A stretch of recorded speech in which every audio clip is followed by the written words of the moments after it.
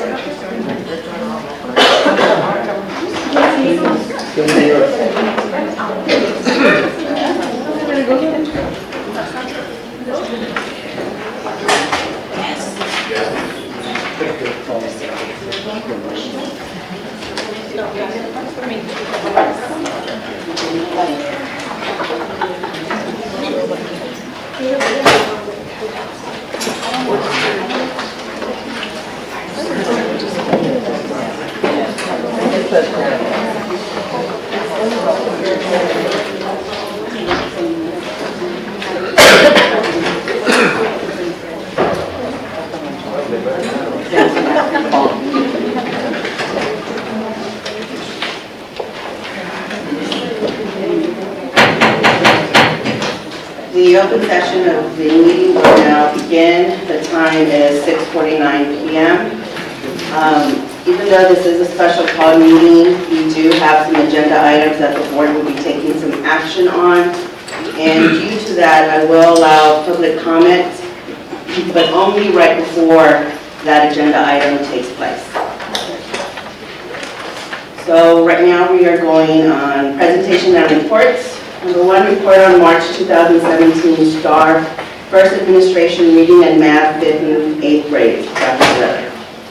So being member of the board, we'll call on Linda Castro, our Chief Academic Officer, to present this report. Linda? Thank you, Dr. Thank you, Dr. Savannah, Madam President, members of the board. What we're going to present on today is our first administration for 5th and 8th grade reading and math. I kind of like referring to this first round as our first quarter of the Spurs game. So still lots to play left in the game, but it is the first quarter. So with that, want to just give a little thing, a summary of what has changed from last year to this year. House Bill 743 mandated shorter STAR assessments for each for each grade from 3 through 8. So 5th and 8th grade math exams were shortened by 14 questions. 5th and 8th grade reading was shortened by 8 questions. So as you know, as you shorten the number of questions, that means each question counts more. The standard did remain, the passing standard did remain the same from 15-16 to 16-17. However, as that has been previously reported, and I don't know if you can see the last one, but previously reported that the labels have changed. So previously level 1, that was unsatisfactory academic performance, is now titled did not meet grade level. Previously phase in level 2, satisfactory academic performance, has now been renamed approaches grade level. Final level 2, satisfactory academic performance, which was the standard that was supposed to be set for us to reach in 2022, is now titled meets grade level. And then level 3, that was previously titled advanced academic performance, is now titled master's grade level. So just some reminders, we're still testing. We are doing end of course exams was this week. The second round of end of course exams, it was algebra, biology, and US history. We are doing our next round of STAR testing for elementary 3rd through 8th grade next week, which also includes the second round of 5th grade and 8th grade. Final data results will be released in August, and then academic distinctions will be released in September. So we will come back in August to give the final, what everything, clean data, everything updated from our snapshot. So this will not be the last time that we talk about scores, obviously. But overall, as y'all have seen, we did take a dip in reading scores, which was consistent across the state, according to TEA. We also saw an increase in math scores, which was consistent across the state. So what you're going to see before you is what the board, I'm going to show you two things, graphs and then also the scale scores. So first, just briefly showing, as I stated before, 5th grade district scores had a slight increase from one year to the next. And again, these are different tests and different students. 2017 had less questions than 2016. 5th grade, again, like we stated, we took a dip from 2016 to 2017. Different tests, different students. Overall, as a district, we increased from math in 8th grade, which was from 51 to 60%. Again, different tests, different students. And then in reading, we dropped different tests, different students from 71 to 66. So y'all have received this data already. Each of the elementaries, we had some significant gains. I'd like to point out, I believe it was 5 homes that had one of the greatest gains, so they need to be commended. They're 5th grade. I believe it's a 15-point game, I'm sorry, 25-point game. So they did very well as Benavides, I believe. And so we had some things to celebrate. Kindred. Yes, sir, Kindred as well.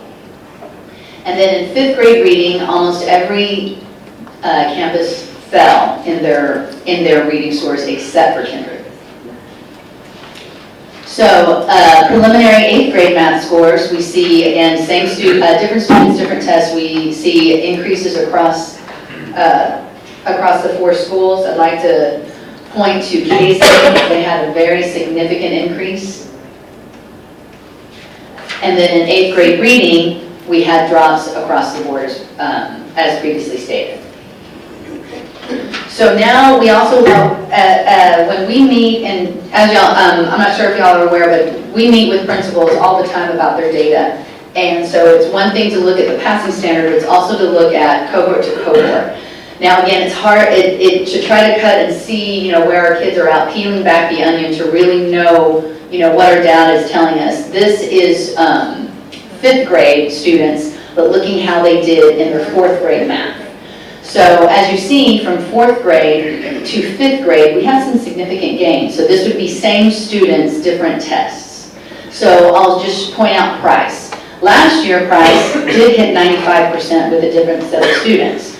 But the previous year students that are hit the 89, they were scoring at a 63. So they did some significant gains with those kids. So again, reading though, again, we see a majority of our schools did drop significantly from 4th grade to 5th grade using those same students with different tests. So with 8th grade, looking back, 8th grade reading, we had some gains on every single campus with looking at the same students with a different test.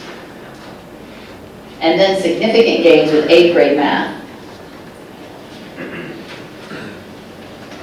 So what you have before you is something we've been working on today, and so I'm sorry if you can't see it very well on your computer, but we wanted to share what the scale score looks like. And so those are all 5th grade students, all of their scale scores.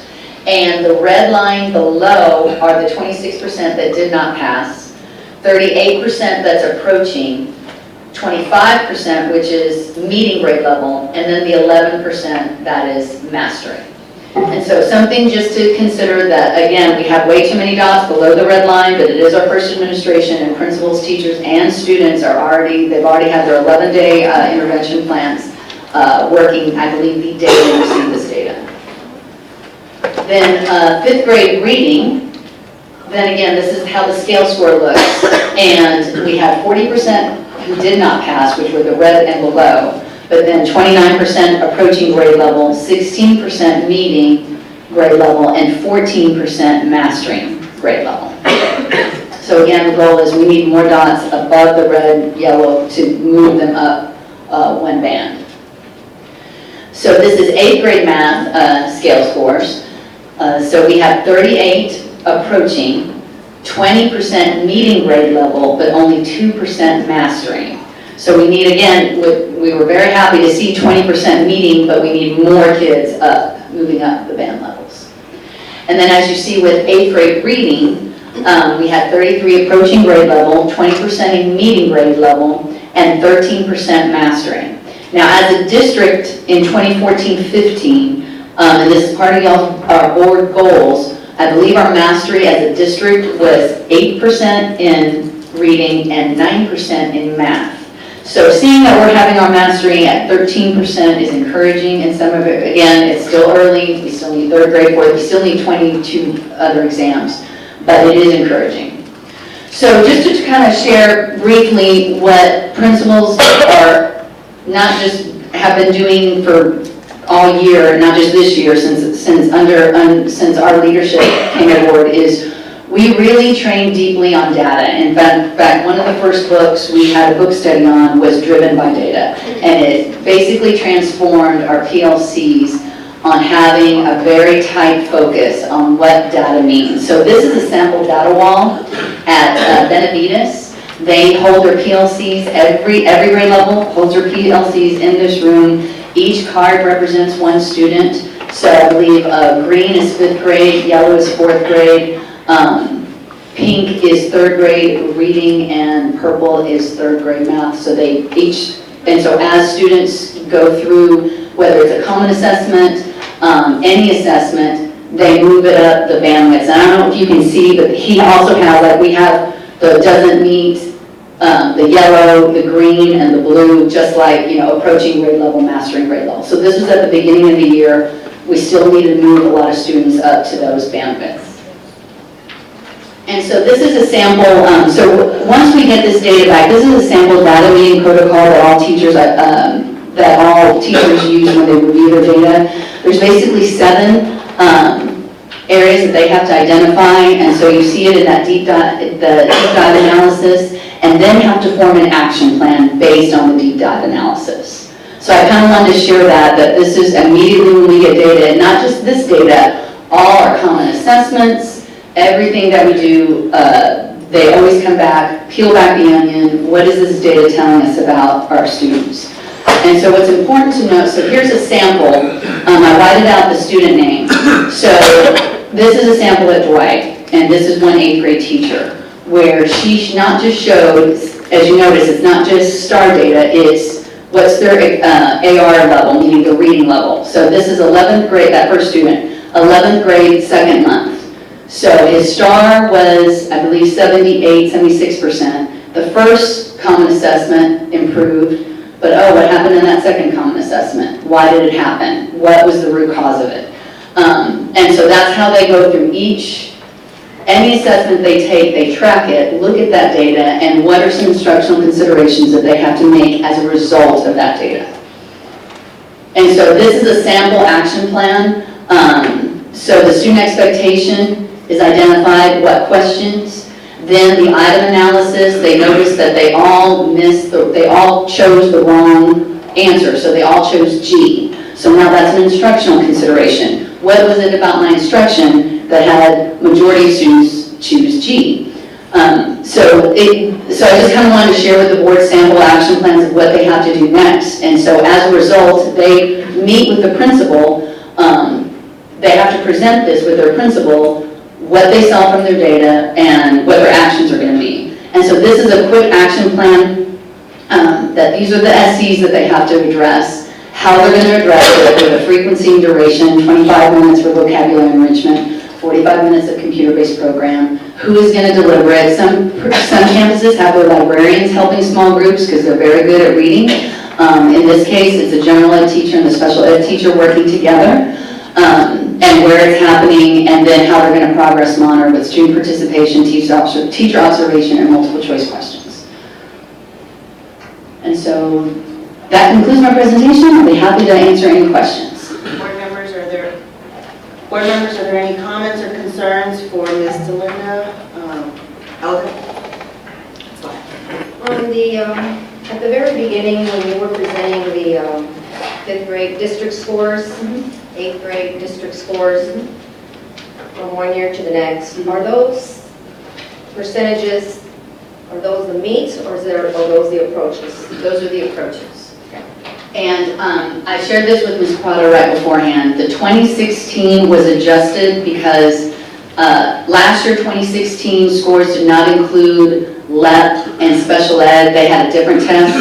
Now, the 2017 includes those students. So that's why we try to make it as much as apples to apples as possible. So that's why the 2016 line book adjusted, that was adjusted based on that, from what was put out in the board packet. Right. And you mentioned earlier in your presentation that the standards did not change from last year to this year. No. What are the standards?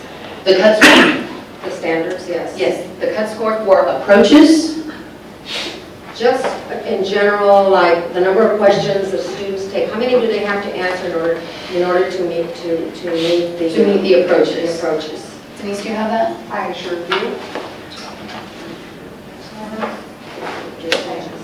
I have the percentages.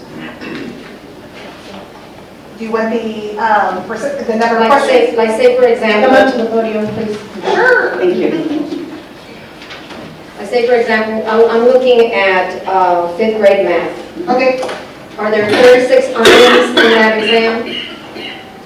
for the fifth grade math, there are 36 items, yes ma'am. And how many do they need in order to meet approaches? Let me get That's the standard. How many do they need to answer correctly? Okay, the fifth grade math for approaches, they need to answer 17. Correct. Okay, so that's about 47% of the items. Correct. Yes, As long as they exactly. answer 40% of those items correctly, then Mhm. they met the standard of approach. Approach, yes. Oh, correct. But we're now shooting for, because I mean, Masters. here's the goal that we've set as a board, that we want to up our masters, and I saw that scatter graph that you showed, that it's up there. We have a little bit more of those, but this is just the first time test takers, Yes, ma'am. which are usually the ones that are going to pass anyway, because you've got to do a lot of intervention for the second time and then a lot more intervention for the third time. Is that correct? Okay, Yeah. more or less. Yes, ma'am. Okay. Yes, ma'am. All right, so I guess the standards there, and this is across the state. It's not just the standard for South San, but Right. I'm just trying to educate the board a little bit, that the standards across the state is that we have 36 items, and you only have to answer 17 of them correctly in order to pass or meet approaches, which is 47% of, say you're taking a test and your test is 100 is perfect, but if you make 47 on this test, you're passing. That's what it means, okay? So, and to address that, ma'am, if you notice in their action plan, that's right there, student expectations, they have to complete for any standard that was not mastered, which is below 70. So even though the score is 50, and the state changes that, you know, one year it's 47, the next year it's 48 or 50, whatever that is, but we try to hold it as 70% passing. That's great. Now, my next question is going to be with the reading scores, Okay. because again, that's one of our goals. And we had 1, 2, 3, 4, 5, 6 of the 10 elementary campuses that were at 2 digits minus, okay? Except for Kindred. Kindred did something right. What is it that campus is doing? Now, what are the components of our reading program in the district? Are there several reading programs in the district? From what I'm looking here, everyone had a loss. Mhm. Was the test more rigorous this time around? You know, the state had a loss. Across the state was a loss. And one of the things that when we met with, you know, when we had a principals meeting immediately, like that afternoon once we got scores. And what I care about is, do principals know the root cause? Whether it's a gain or it's a loss.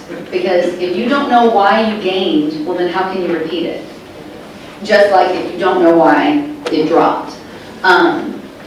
And I met with each principal, we all met together, but one-on-one with each principal regarding what attributed to this loss.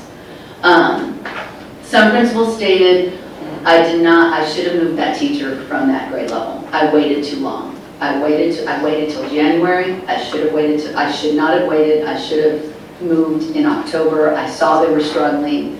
And so that was, I want to say at least 5 principals mentioned that was one, they were able to identify as they broke down their data, which teacher had the drops. They were even to identify, if I took this out, I'd be here, you know, and so what they've done as a result of that is then, depending on what the need was in that SE, Now, what's the small group instruction have to look like so we can recover from that? Now, when you ask about reading program, we are very much trying to go for standards-based curriculum. When I first came to this district, the curriculum was whatever book was there. So the problem with that is, and although, you know, publishers will promise we're 100% aligned, you know, they changed the standards, and like with our math standards, now what was tested in algebra 3 or 4 years ago is now tested in 5th grade. An algebra question I remember seeing in 9th grade is now assessed in 5th grade. And so that book that was adopted, it's antiquated now. So if we're only using one resource, it's not enough, right? So what we've been really working on is trying to understand our TEKS, how they are assessed. So a training that we have done, I want to say we're going to go into our 3rd year, is lesson objectives and demonstrations of learning. And the teachers are here are probably so sick of hearing me say that and talk about that. But it's, do we know what we're teaching? What's the standard? And how do we know they've learned it? So before a child leaves that class, they show evidence. Yes, I've demonstrated I've learned it, or no, I haven't. And based on that, so our idea is we can't wait till Friday quiz. We need to know that day, did they master or did they not? Is the goal, if it's and it's normally 5 to 10 minutes of a quick assessment of their learning. And if they hit 3 of the, what's the goal? It's a new concept, let's say that teacher says it as, I only want them to get 3 out of these 5. As they master it, no, they need to be getting 5 out of those 5. And so that's determined by the teacher and looking at the standard and how it's assessed. So that has been something that we have done. I've done 2 years on that training. And the way our team has looked in a 5-year plan once I first got here, I didn't expect to do 2 years. I was only going to do 1 year and then move on. But I realized that just going deep into standards, we did it for a 2nd year because I wanted teachers and principals to really go deep on the standard says this is how it's assessed. Now what do we have to do in our instruction? What's in the middle to get to how it's assessed? And thank you for saying that, because I was hoping that you would say that you're targeting professional development with that support. And then we also know that the rigor is they're going to be there every time. So instructional programs. And that's been an expectation of high quality instruction on the first day of school, and that there's no excuse for poor quality instruction. No excuse. And then the relevance has to come in with the materials that are being presented that are aligned to what's going to be. So then going with the cohort group in the 5th grade reading, it's cohort is the same thing, I guess, the same apples to apples. Okay, right. So here are your same kids that were tested. Now let's just look at Armstrong because that's the first one. This year's 5th graders at Armstrong were last year's 4th graders with 83%. Yes, ma'am. Now they're at 55%. Yes, ma'am. That's a gap right there. Oh, The yes. gap's already starting. Okay. And that's one of the principles that, like I said, that's one of the principles that saw that wanted to find out the root causes, right? Okay, so 6 of the 10 campuses had the double-digit minuses there. Yes, ma'am. And although there was only 2 campuses that had pluses there. But I'm asking these questions because of our reading, that being the goal. Absolutely. And, where we want to be 5 years from now. Absolutely. In reading, it has to start at the bottom, all the way up. So I'm anxious to see what the scores are going to be when they come in later on in May, once we get all of those. And I just wanted to clarify the standard because, it is a statewide thing. These kids have to take a very hard test. The rigor must be there. We have to make sure that we're providing the schools the tools come budget time that we were able to give them what they need in order to help the teachers get the kids there. Yes, ma'am. Board members, are there anyone else with concerns or comments in reference? I do not, Mr. Collins. Mr. Yvonne? Okay, I just had a couple of follow-up questions. I see that on the STAR, we're kind of measuring the approaches, and our goals are targeted to the masters. But before that, we gotta get to the means standard, right? So, Right, so go ahead, and answer your question. well, to be able to get from approaches to masters, we gotta get to means. And we're not, but what, at 5th grade math, which you have on the screen right now, you're at 25% that meets standard. So, Well, 25 plus the 11%, because the Oh, master masters. has math. right, so 36 total. 36 total. What do we have in place for if A through F gets, instituted for this coming school year? What do we have in place, or what are we gonna try to have in place to get to the means instead of to the approaches? I guess the way we're looking at is we're looking at, again, like what Ms. Voda said, is still building the capacity of our principals and teachers. So they are understanding of what high quality instruction is, what rigorous instruction is. Are we developing, do our classrooms look and produce that learner profile so they can hit the needs and the masters? One thing that we've done this year, I believe we shared in January, is our bright spots where we had we developed a South Sound learner framework that was actually something else here. She was one of the teachers that helped develop that, and she's one of the bright spots. Not to call you out something on, I'm sorry, but we went through a very intense training where it was 2 teachers at every school, and it was our stronger teachers for them to get the kinks out, and is this going to be our learner framework? Is this kind of a lesson plan of what we need to go through? What is the day? What they asked is, what is the day in the life of a South Sound student in order to be? And we didn't really just look at, if you will, the STAR. We looked at college, career. If they're going to be successful, what do they need to do in the classroom? It doesn't matter what we kept getting, the future they create, what do they need to do in the classroom in order to, any skill set where they would be successful.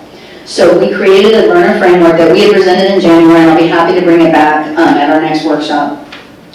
Because next year we're expanding it to everybody and instructional coaches and district-wide. So those are things that we started last year.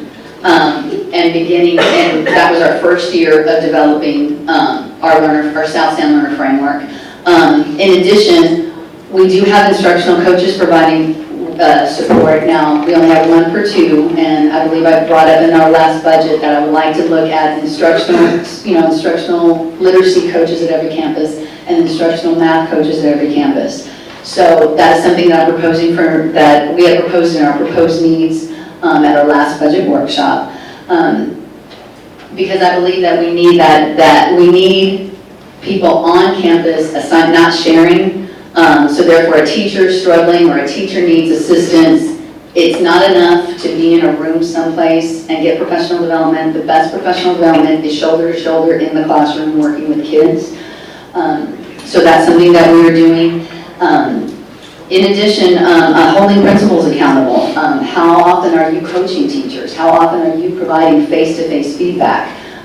Feedback over email is not enough. It needs to be face-to-face, sitting down. What did you see? Let's go through your lesson. And they need to also be able to coach teachers up towards that rigorous instruction.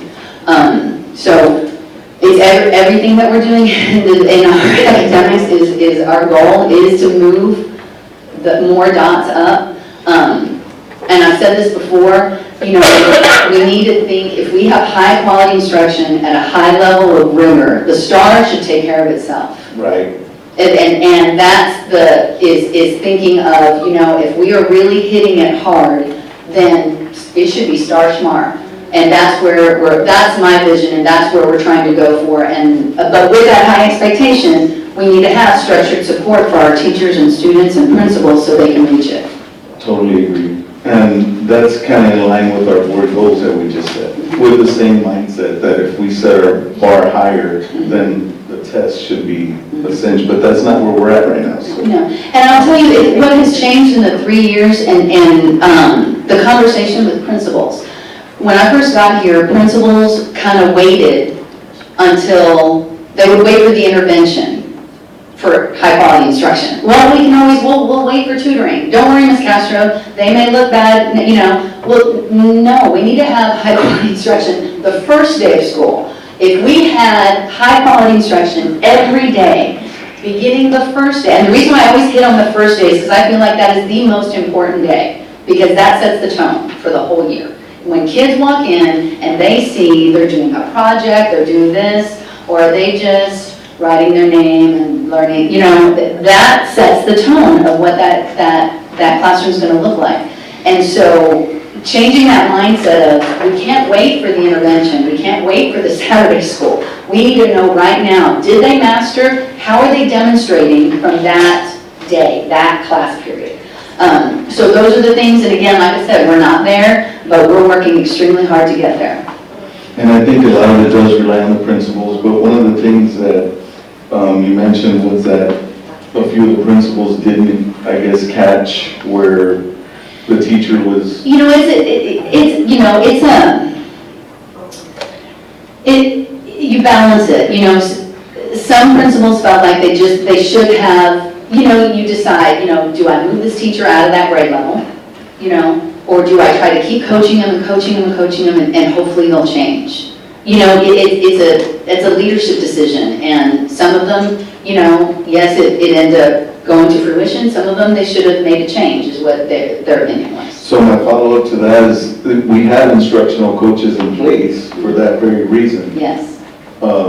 So the instructional coach and the principal failed in that respect. I don't want to say they failed, sir. I feel like different teachers need different levels of support. And, you know, to say that all teachers need this, you know, they don't all start at the same level of proficiency. And I think teachers work very hard. I think they are, I've seen in their data meetings, I've seen the way they plan. None of our teachers, in my opinion, come to school thinking, you know, yeah, let's do the minimum. But again, we got to provide that support, and maybe, you know, they start here and they maybe got up to here, but they needed to be here, and they just didn't change fast enough. Does that mean that teacher needs to go? Not necessarily, because if they're showing growth, if they're responding to feedback, if they're responding to coaching, I say that's a great teacher, because they need some time to, you know, to change habits, to, you know, to improve. So it all depends on that leadership of that principal and their choice of how quickly, you know, do you want to move that? Some schools did move, like teachers in October, and they're like, nope, not fast enough, you know, and rolled the dice and did some switching. Some said, no, I'm going to work with this teacher, I'm going to stick with them, I'm going to see how they go, you know, and I've seen it, and some that it's turned out well, some it hasn't, and in some of these cases, that was the case. Not all, but some. So in your opinion, does the conversation need to move from instructional coaches, people that work with teachers, to specialists who work directly with the children, so that the support is there directly for the children? The reason I bring this up is because in looking at some of the scores and looking at the grade levels, if they're in 5th grade and their reading scores are this low, how do we help those kids specifically get up to where they need to be? Well, and instructional coaches, I know at the high school, they teach classes, they pull kids, they don't just work with teachers. So it's how the instructional coach works is under me, under my shop, and that campus principal. And so I have to have faith in the leadership of that campus principal, that they are using their coach and their reading. They have two. At elementary, they have a reading teacher and an instructional coach. But the instructional coach, again, it's split between 2 campuses. So the 2 principals work out, which in my opinion is not the best model. You know what I mean? It's the model we went with because at the beginning, you know, we only had enough for 5. I think the best model would be, like you said, an instructional specialist or coach in literacy and math at every campus. And so they don't just, like I said, at the high school, Dr. Hernandez does not have them just working with teachers. They work with students. If they are teaching, there's a group that needs instruction, so they're teaching one section of English or one section of math. Even though the math and English, they've helped out with social studies. They see a science teacher needs help, they go in and help. So they kind of do it all. And so, but other principals maybe put their instructional coach at Kinder 1-2, because in Kinder 1-2, that is also a need. Because in my opinion, if we have strong, if everybody's reading at grade level by first grade, then as we matriculate up, those dots are going to move up higher to meets and Right. masters. Totally agree. So by definition, an instructional coach can work under a principal in different capacities. It doesn't necessarily mean that they need to work with the teacher only. No. So, okay, one of my last questions, this is just based on once we move into more of the masters, or when we're talking about kids that are at that level. So exceptional students in the classroom, the GT kids, so that I understand that the talk is kind of always about the ones that are meeting and the ones that are approaching, but we do have some kids that are up here. So what are we doing in the GT program or do we have a GT program that pulls these kids out, that gives them their, instruction on their level for the GT kids in math and in reading? Are we taking those kids out of the classroom? No. The GT teacher, and I have Dr. Gardner here as well, if she needs to speak to it more specifically. When we first got here, there wasn't a GT program. There weren't, the way they were identified, it was not, we didn't even have an advanced academic coordinator. So we created that position and finally started testing students. So the first thing was identifying and having a good measure to identify GTs. But what in my opinion, the way you're saying is that when they pull out, I think the way we have it is majority of kids are with that GT teacher. Am I wrong on that one? They are. Yes. So go ahead, Dr. Vernon. Typically, you have a pull-out program where there's a GT teacher that only services GT kids, and they pull out throughout the day. That would be the most ideal plan. That is not the plan that we have currently in district. We have GT teachers who are assigned groups of kids because they've been GT trained, and they work with those kids primarily on their GT projects. So they're not able to pull them out specifically for math or specifically for reading, simply because they're also classroom teachers. So they teach all day long. They don't just do GT. So we don't pull those kids out to give them instruction on their level right now, like in math or reading or? The requirement is the 45 minutes or the 90 minutes every other week. But again, because they teach all day long, they're not able to target the students like I would like to see them target with a true pull-out program. Okay. I think that's it. That's all I had. Thank you. Mrs. Prado? Thank you. I have some questions on the scores. I think Ms. Castro already asked if you have those. We had a set of scores back in March, and it was not the comparison, it was just the basic scores of all the campuses, and I have my copy here.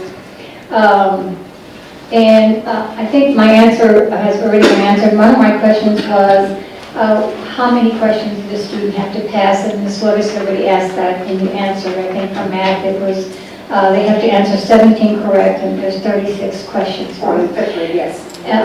But we didn't get the number for reading. For fifth grade reading, they needed to answer 22 out of 38.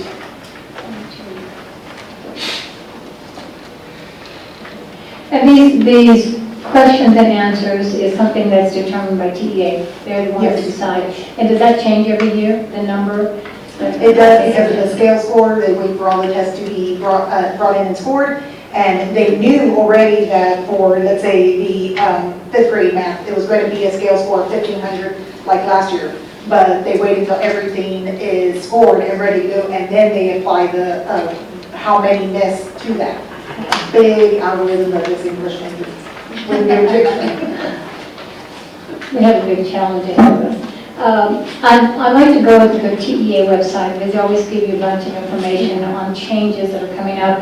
There was a newsletter recently dated April 25th, and I have it here, that TEA put out, and I'm sure, Ms. Costa, you've seen it, and it actually gave us the percentage number of students, state percentage number of students that actually passed the reading of 5th grade, math 5th grade, 8th reading, and 8th math.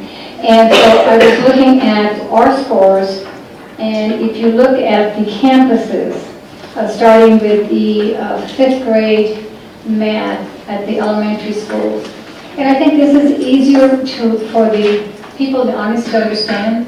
I mean, the comparison is good because it shows whether we're going up or down. But if you just show the basic scores that we got the first time around, I think it's easier to understand where we're at. But if you look at the 5th grade math compared to the state passing scores, 5th grade math, the state passing scores, 81% of the students have passed.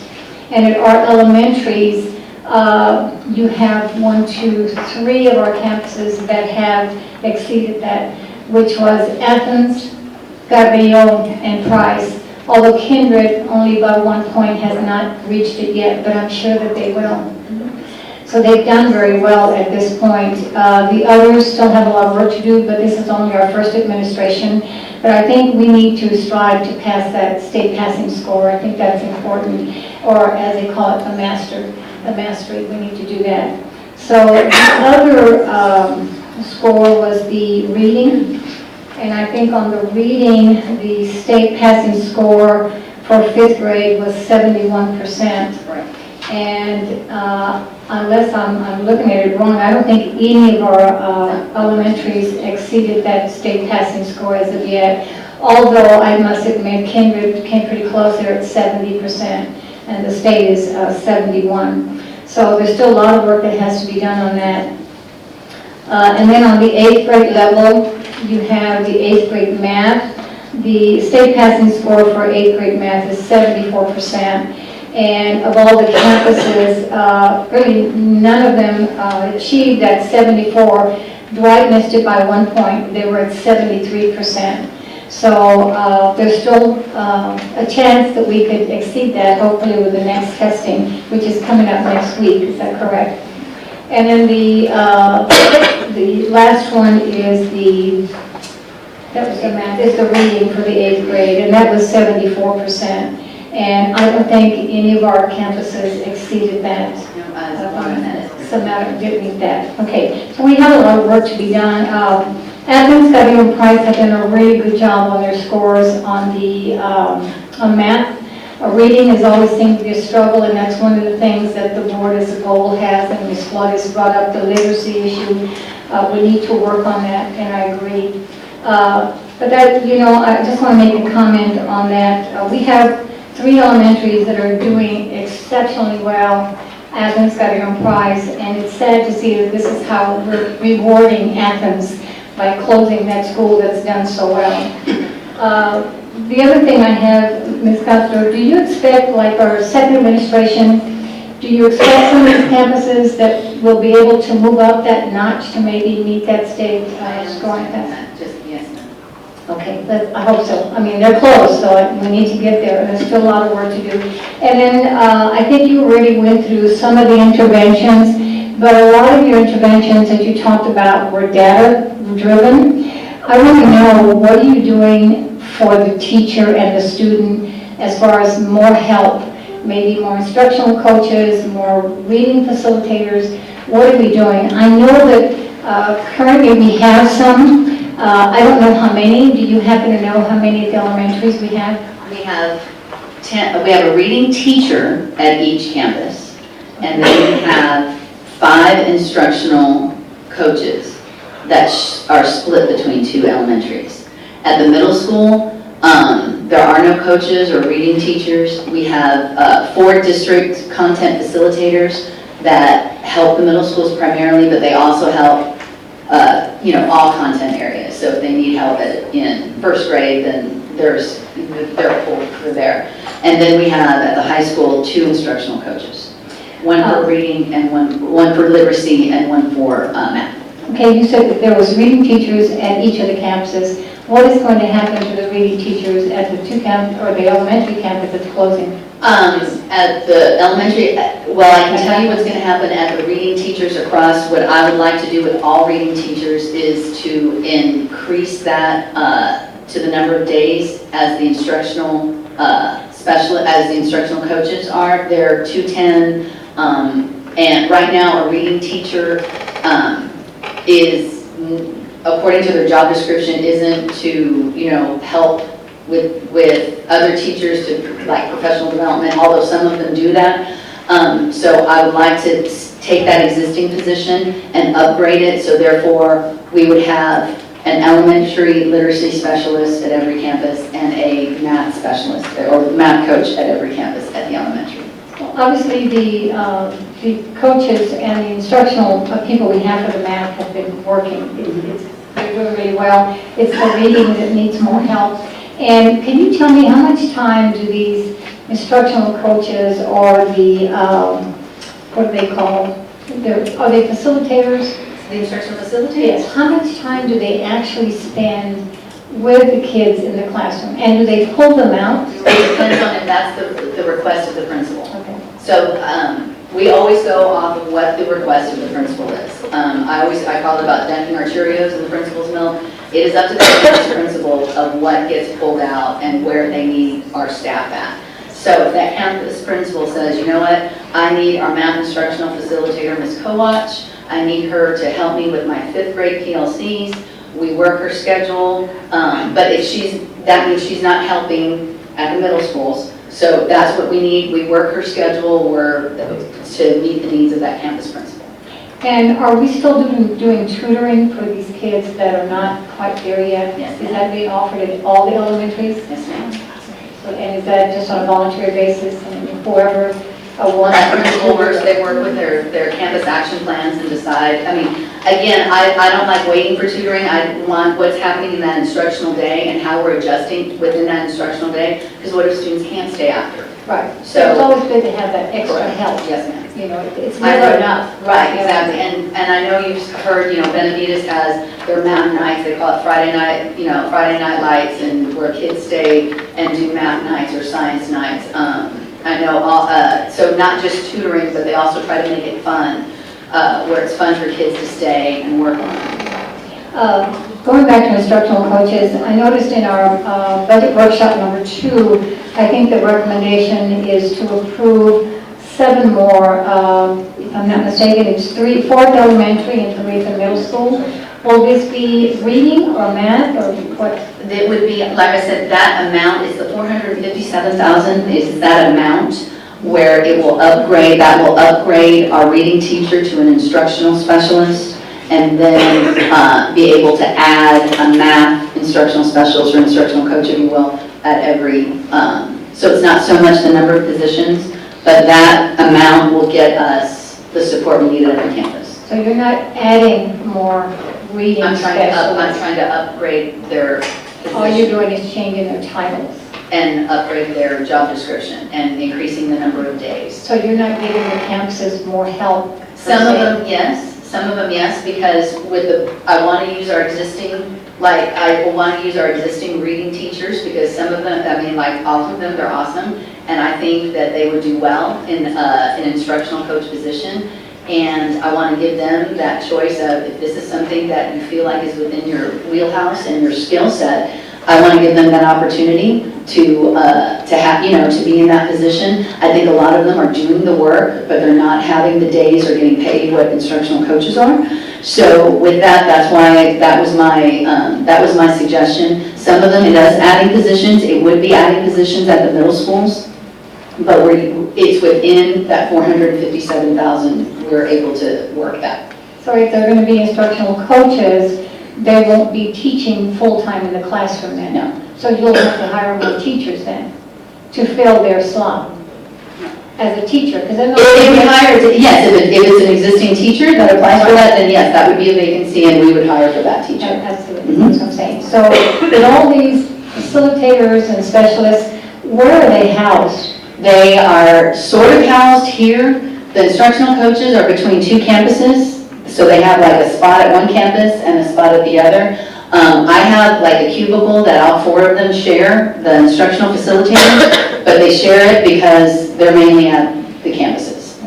Because I think we've had an issue before with the prior administration where we hired all of these facilitators and all they did was spend all day here at central office. No. They're needed at the campus. Correct. But they're needed either to pull out kids, if that's what the principal requests, or working to help the teacher in the classroom as well. Yes, So ma'am. I think that's important. That's going to really help them be more successful, getting them that extra pair of hands and that extra teacher. So what's going to happen, I'm curious now, because now with the closing of Athens, they have a reading specialist. Is that correct? Okay, so Well, it's a reading teacher. The title, there is no reading specialist on the books. It's reading teacher is their title, and ITEX in their job description. It's reading teacher. and that reading teacher is going to be sent to Price? I don't know where that reading teacher is being sent. Okay, so does Price have a reading teacher? I believe so. Okay, so if we hire these extra people or give them different titles, will they have a place at the campus for them to work out of? If they're going to pull out kids, where are they going to be housed? They're going to be housed at the campus. Right now, the instructional coaches, they report to the campus principal. There's no space for them up here. They're at the campus. They are evaluated by the two principals, and then we have input on their evaluation. The other thing I wanted to mention to you, and recently the newspaper did a write-up on our STAR results when they first came out, as you remember. And in fact, I think you had commented, and I made a copy at the last meeting for everybody. And we got an unflattering distinction. It said that we had the highest number of, it was 11 points that dropped in our reading. That's nothing to be proud of, and I know that everyone's working hard to try to change that.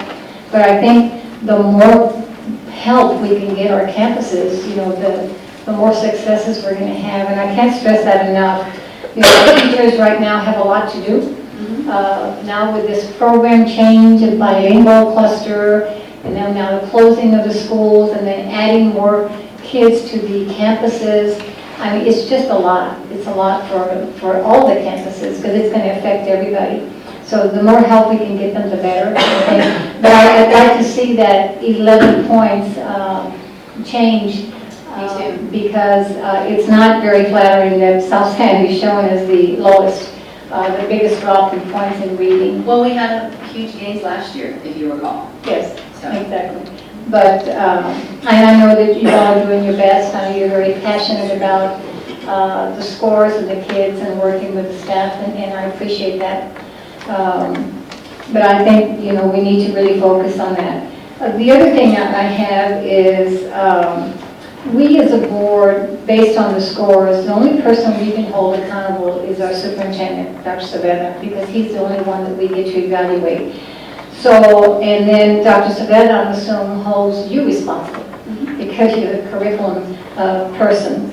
So you, as the curriculum executive or academic officer, who is it that you hold responsible for these scores? The principals. The principals? Okay. And they're evaluated based on their scores? That's one piece of their evaluation. Their TPES is several domains, but that's one piece. Okay. All right, I think that's all the questions I have. Thank you. Board members, are there any comments or concerns? Okay, before I get to y'all, let me speak. And Helen has one. I may have Helen go first. Go ahead, Helen. Ms. Castro, you said something earlier that's kind of disturbing to me, listening to all this. Yes, ma'am. You said that when you came in that we didn't have a GT program because a lot of the parents are under the impression that their children were in GT. There was not a method for them to be tested. When I first came here, we did not have, there may have been an accelerated program that they were teaching, but as far as identifying students, like bilingual students weren't identified, like they just weren't tested. But that was a while So back. with you being here and you taking charge, what have you done to change that? We created an advanced academics coordinator position. Now that position is currently vacant, so we need to hire. But what has done is we created that position. We identified how we can test, and we ended up, I want to say we ended up identifying the number of kids with GT. And so therefore what led to our new we've had more awards now because now that we've had more of a focus, in my opinion, it's not enough. I would like to see a pull-out program, as Mr. Ivada stated, where it's one teacher that hits all GT kids, and let's say on one day they hit, all of first grade GT, and second day all of second grade. In my opinion, that's a better model. But I know it's a tight budget, and I know we need to, do what we have with our existing budget. But that is something that I would like to see that model. Well, within the budget, the board members were in charge of the budget. And so, Dr. Gardner, you said that you wanted to do things. What are you left and you didn't finish, and I'm like, you left me like, okay, so what do you need to do? And saying that, my reason for closing some of these schools is because there weren't enough students, and we closed those schools so that we had those monies. So let's use those monies and what you left us, and you So- tell us what you. So the plan that we hope to have been able to do this year, the budget was a bit too tight, was to have 2 pull-out teachers that would be assigned. So one teacher would have had 5 campuses, and they would have worked through, and we had it broken down by the number of kiddos per grade level, and they would be on the campuses every single day, and those kids would be pulled out. So their general classroom teacher, though they would be helping them with the rigorous, experiences in class, they would not be the person who would be solely responsible for that child's GT support. That did not happen, and so we came up with a backup plan, which was to make sure that every child who is GT that's in a classroom, that their teachers are GT trained, and that they get the support. And so we did the best that we could with providing 4 GT leads, 3 to 4 GT leads on each elementary campus, 4 GT leads at each middle school, and we have 8 at the high school. So that was like our plan B. The most ideal, again, at the elementary level would be at least 2 pull-out teachers where all they do is GT pull-outs. Dr. Savannah, where did you go? You see him? I do what I can. I know. Yes, ma'am. We should make that happen. Thank you so much. Thank you. Okay, so before we go for our second round, I have some comments. And first of all, I do want to say that being on the board these last 2 years, I have seen some improvements, and just in our discussions. And so I was impressed to know that principals got together as soon as these scores came out. And it's good to know that the rigor and the scores that are now going to be implemented in the near future, that's what we're focused on. We had a lot of gains last year, and we may be where we're at now, but we have an excellent team that is coming together and working together to see where we need to be. And so I like hearing that, because that shows, that we have leadership taking their role. I also want to say that, piggyback off of Ms. Matla, that hopefully we can start instituting the programs that our children need. It's sad to hear that we had a plan B, but I'm glad we did have a plan B, but we always want to use the plan A, because it looks like plan A will be more efficient and more effective towards our students. And so I just want to, keep fighting the fight, because it's never over, and next year we may have a bigger rigor. But I do want to thank the board for the discussions that were had today, because it shows that we are focused on students, and the goals that have been set. Board, I just want to let you know that with these progress measures that come back from the administration that we get to collaborate on, we're able to ask more frequently the reports based on those goals. And so we can have timeouts. Like if your scenario was this is the first quarter of his first game, well then the reporting that we get will be timeouts as to, okay, this is what we're at right now, how can we regroup and do something before the quarter ends. And so, okay, so now back to Ms. Flores. Just a clarification, Ms. Castro, you mentioned, I just, in my mind, that the $457,000 that we're wanting, the budget is for Yes, ma'am. upgrades Yes, and instruction. Some are positions and some are upgrades. Yes, ma'am. Okay, so the reading teachers right now that are at each elementary campus, there's 10 of them. Yes. We want to upgrade them to an instructional specialist, is that correct? Yes, ma'am. Which will require then an increase in number of days. Yes, ma'am. But I heard you say something about this where I'm not sure and I need you to clarify it, that the teachers have the choice.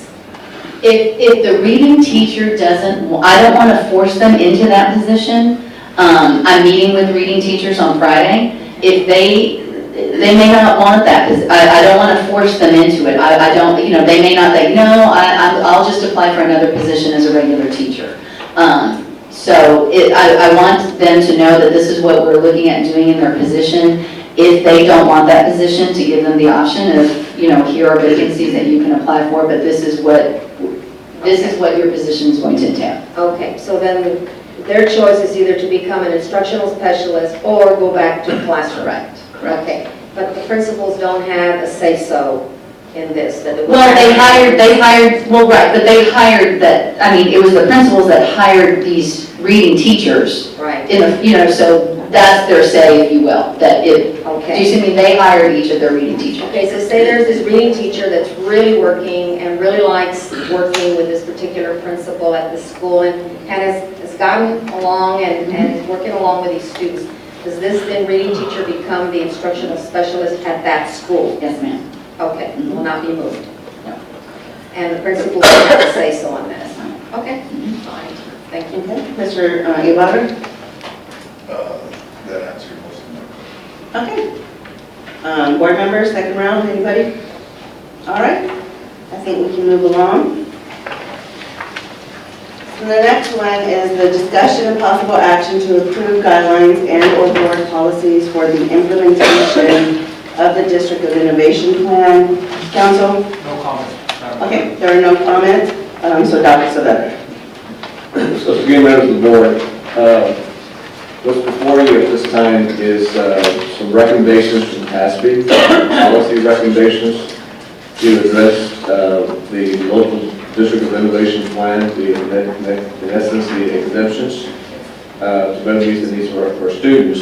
Now, we had TASB review this, and as you all know, TASB is the service provider that helps us draft our policies, and in this case, it's in reference to the exemptions in the DOI plan. When they drafted these policies, they've also pointed out to staff, and I'd like to point out to the board, that these are some very, very broad policies. Is the recommendation of TASB that the board carefully review these recommended policies and have some dialogue on them and provide input to staff in reference to each of these policies as pertains to any modifications or changes that you may want to consider. I do not anticipate that the board would actually take action on these policies tonight. It's your call, not mine. But the main purpose of these policies being in front of you today is to review them, have some dialogue, and provide the input that I feel we need to more appropriately draft or mold the policy that you feel is appropriate. Okay, board members, so just as Dr. Saavedra stated, when I read this, I use the board book, so I go digital. I didn't get the cover sheet, and so I was like, oh my God, what is the staff doing? What is the administration doing when they crossed out almost all of the policies? And so I had some clarification, and thank God that this was TASB. And so it's my understanding, Board, I know on the agenda it says that we're having discussion and a possible action. We're not taking any action today. It's purely discussion. And so when we took the vote for the DOI, the board did not have any input as far as the guidelines that were presented. And so this is that meeting. We did all agree through consensus that this was going to happen at this meeting. And so I want to open the floor. Now, with the understanding that it's going to be a back and forth, we are going to be revisiting it back, because it has to go through the administration, and then it has to go through council to make sure that the policy is within the regulation and statute. And so let's open up the floor. And I'd like to cover the exemption, the first day of instruction and last day of instruction. Are there any comments or concerns or suggestions for that exemption? I just have a suggestion on how this should run. Okay, go ahead. Should we just go in order? It doesn't matter which way, forward or backward on each exemption. That way we cover like every person's concerns and then we move on to the next one. That's a good idea, Board. How do y'all feel about that? So, I have a question. yeah, can I just share what I passed out? Yes. Real quick. So what we passed out is we brought back what you already have what TASB recommended. We also thought, even though you've had it before in previous presentations, what DOI had recommended, and then with the DEIC, the D committee had recommended, so therefore you had everything. So I know it's been presented previously, but we thought, so that's what this is. It's, So we don't disregard. No. It says only. no, do not disregard. We just added more because we just thought, as for your discussion, for you to see what the DOI committee made comments on, and then the DEIC, which you had in previous presentations. Thank you. We thought it would be helpful. That's all. That you read my mind. Yeah, that's all that this is. That's all that this is. Okay. So, board members, Mr. Ibarra put something on the floor as far as going down the road and tackling the exemptions that way. Are y'all okay with that? Yes. So no comment means yes. Okay. So, Mr. Ibarra, you go ahead and take the lead with the first exemption.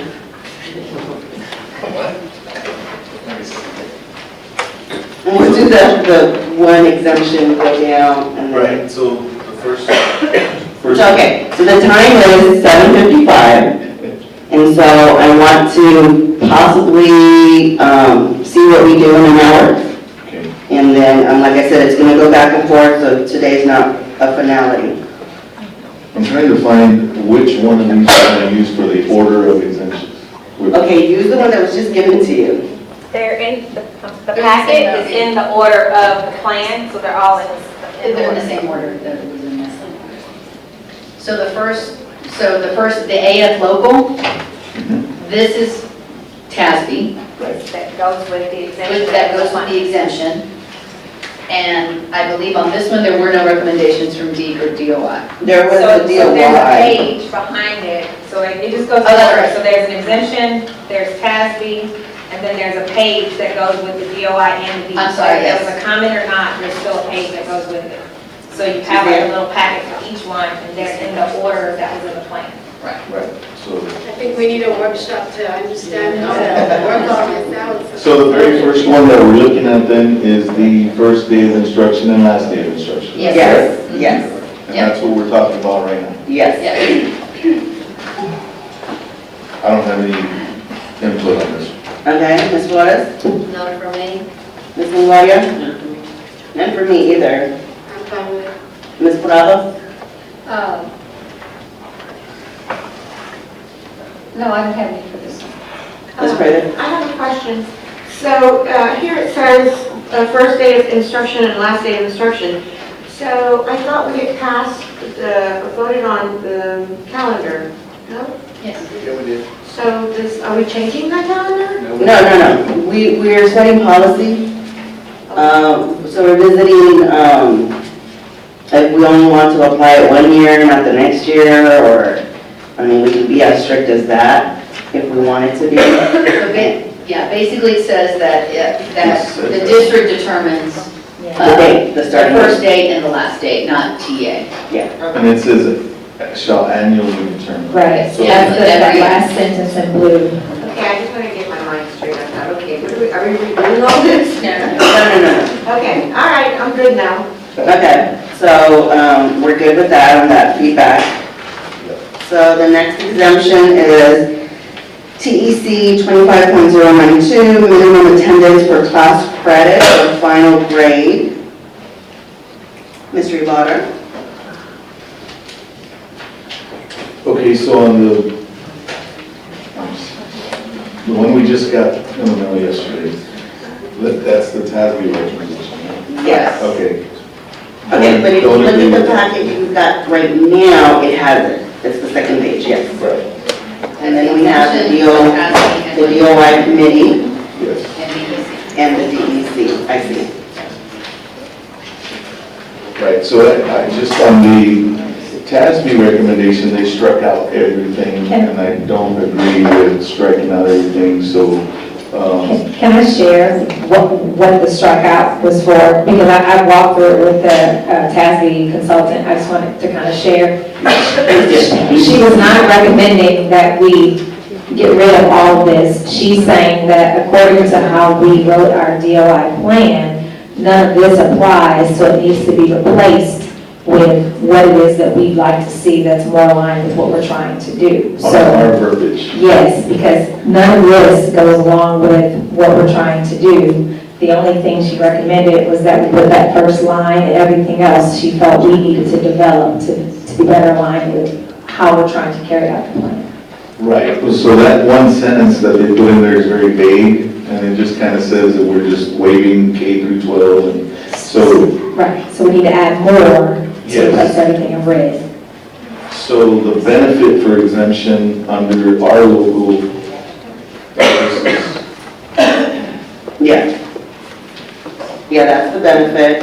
And so then this is what the DEIC recommendation for this specific local guideline was to develop an attendance committee appeal process to effectively and efficiently provide targeted guidance and support for campuses.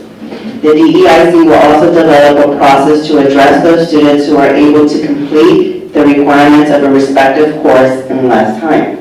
So are we in agreement with that, or do we want to introduce our own guideline? I think that sounds good. I think what this whole exemption was presented for in the first place, I thought was for special circumstances. Yes. Children with extenuating circumstances, you know, an illness, a parent, you know, somebody got sick in the household, just whatever was causing them to miss school, but they could master the subject matter without necessarily being present on days that were required, then we could use this exemption for that. Okay, so you are in agreement with what the DEIC recommended, but to also take note for extenuating circumstances, and now are you under the opinion of also to distinguish what happens at elementary, middle, and at high school? Or you're okay with across the board? You mean applying that to all three levels or distinguishing for each level? I mean, the special circumstances, I think, could apply to any level, elementary, middle, or high. I think the only difference is that at high school, it would determine graduation maybe in some instances. So, whereas in elementary and middle, it necessarily wouldn't apply to, it would apply to moving up a grade, but it wouldn't apply to finishing high school. So, I don't know that, I mean, I don't have anything specifically to put into that. Okay, but, I mean, what you did have for extenuating circumstances. Yes. Okay, Ms. Flores? Yes. I too was struck with, oh no, we're getting rid of all of this. And my understanding had been that we were only going to use this exemption under special circumstances, extenuating circumstances for certain students. Right. So that's just certain students. How about the other 95% of them? Why would we have to strike all of this local policy out? I mean, it would have to apply to the majority of the kids still coming to school. Otherwise, we're shooting ourselves in the foot if we're not going, if they're not coming to school, what's that going to do to our ADA? Okay, and we need to start the attendance pattern of coming to school at the elementary level, how it's, important to come to school. And then also, I believe that you have to distinguish middle and high school in that you have extracurricular at those schools, curricular, extracurricular, whether it be academics, whether it be athletics, UIL, all those things that need to be addressed. We also need to address the existing compulsory attendance. I mean, that parents need to know that that's important, and I think it needs to be continue to be spelled out in our policy. It's almost like keep what's here, but on the I guess I understood it to say we're going to have the same policy, but we're going to add to it. We're going to add to in order to, if we ever need to use this exemption for any students that have these special circumstances or extenuating circumstances, whether it's at the elementary, could be an illness, okay? As long as the students have mastered, they have mastery of the content, where they're not going to get penalized and they can move on. Same thing with middle and high, but I think it's a different animal when you're dealing with UIL. I think how this is written, it just would be my opinion that we should use the language and the verbiage here, how it's ordered and who you apply it to, so it's not that it should go away. They're saying that because of this exemption, all of this needs to be reworked. Okay. And so, I mean, we could very well take that exact thing on personal illness and reword it for elementary, middle, however we need to. So it's not, but we can't leave it as it is because then it won't address the exemption. So I think all of the wording is important. It's how we group it and who we apply it to. Okay. Okay, well, Madam Board President, members of the board, maybe one thing that we can do is we could leave all of the red in there, but at the end have exceptions for the certain population that. Yes. I think that's where, I think that's the I was clarification that hoping, we yeah, because, also, you've got to consider the teachers in that they have to have the final say for the final grade. That is important. You can't take that away from them. Just because a child hasn't had seating time, and knows the content mastery and chooses to not attend the class, it has to be, the teacher has to have that final say. So I looked up a couple of districts when I was like, I saw red and the red to me was like, oh no, it's going away. So when I looked local up first to see if San Antonio District had this exemption, and they do not. I also looked to see if Grand Prairie had this exemption, and they do not. So then I looked to see which were the other ISDs that we could identify with to see, and one of them was Laredo United, the other one was Cal Allen, and Round Rock was another one that's up north of us. And, I even made a copy of Round Rock's FEC local, and it's almost identical to what we have now. Yes. And it's like, okay, so they have this exemption, but they've got all their, they've got all their policies, so that doesn't go away. Speak to that. Lorraine and I actually sat and we went through every plan, every district that had a plan, and we noticed that it was the same as ours. And so when we called TASB, she made it very clear that though districts have adopted the DOI plan, this process of changing the policy has not made it to the point to where they've changed everything. Or they left policy and changed regulations. So the regs, they're not published and you can't see them. I see. So I went a step further and called Round Rock and was like, is that the case? And they said yes. In some instances, they're still working with their consultant. Oh, okay. So Okay. I just wanted to tell you that because we were kind of shocked. So our consultant, for instance, is working with 8 districts right now Oh, okay. on policy. On policy, okay. Our consultant, I brought the name. Her name is Carolyn Austin. She's our TASB consultant.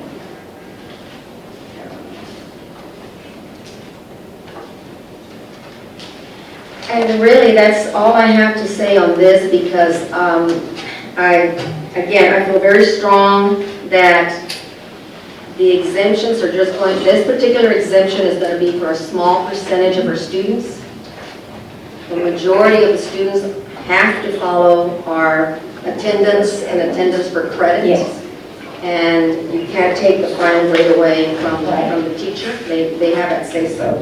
So if we can reword it to where it will just be in there for special circumstances where it would also address, what we say, extracurricular activities, academic activities, extenuating circumstances, to address UIL, all those things that are pertinent to students attending school. Okay. So I'm just for clarification, so everything that's there, so we can work a draft and what that could look like, and then we can bring that back for you to see how that fits in. That is correct. Thank you. Ms. Longoria? I have no comment. I'm just confused too. There was so much taken out, written in red, so I'm confused. But I agree with everything that, that Ms. Flores said, and we're just waiting until everything is done right. Okay. So you, anything to add? No. Okay.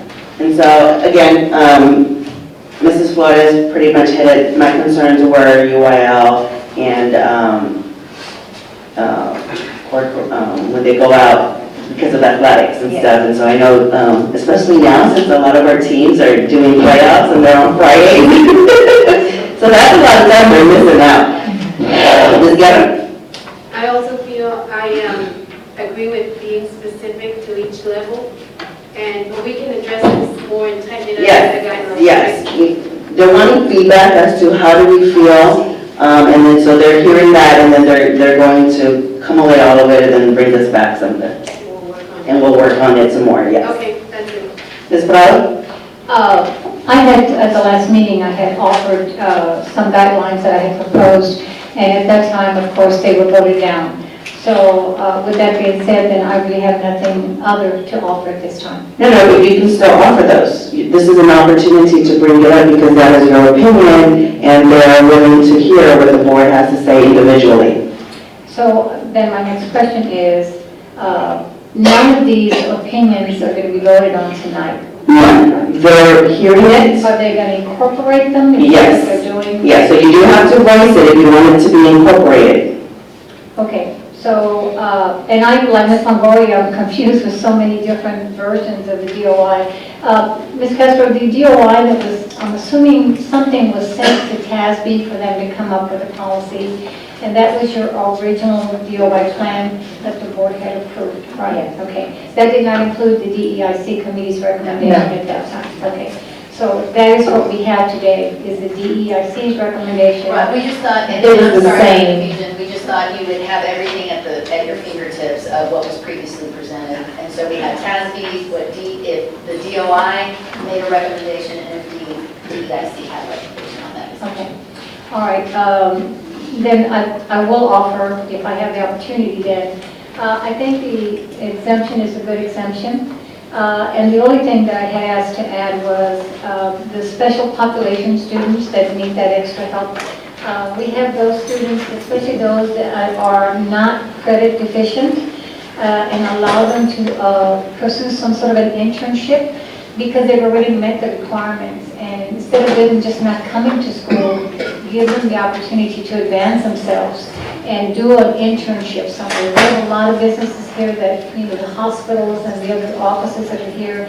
So allow them to pursue an internship through the guidance of our teachers, our principals, counselors, so that they can further advance their courses during the summer session to accelerate their program. Ms. Barlow, just to backtrack, was there any comments that you had on the previous one that maybe you feel now you can read, or just this one? This is what I had. Okay, yes. Ms. Prather? Right here it says, not attended class 90% of the days the class is offered. So, before it was 10 days, correct, per semester? Or 10 days? No, it's actually for a whole school year, it's more than 18 days. So it's not really per semester, it's a percentage.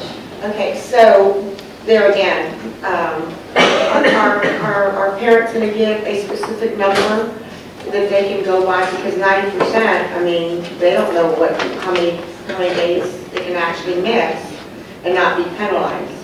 So I think what's going to be important is that as a district, we develop a plan like through the DEEC where there are, I guess, checkpoints, if you will, right? So my experience has been at 3 days, parents were contacted, at 5 days, at 10 days, there's a face-to-face, you know, because the compulsory attendance law doesn't go away. This exemption doesn't remove that. So we still have to make sure that we're supporting parents, because even if a child is ill, right, in these extenuating circumstances, they're still held accountable for a compulsory attendance law where they still can go to court.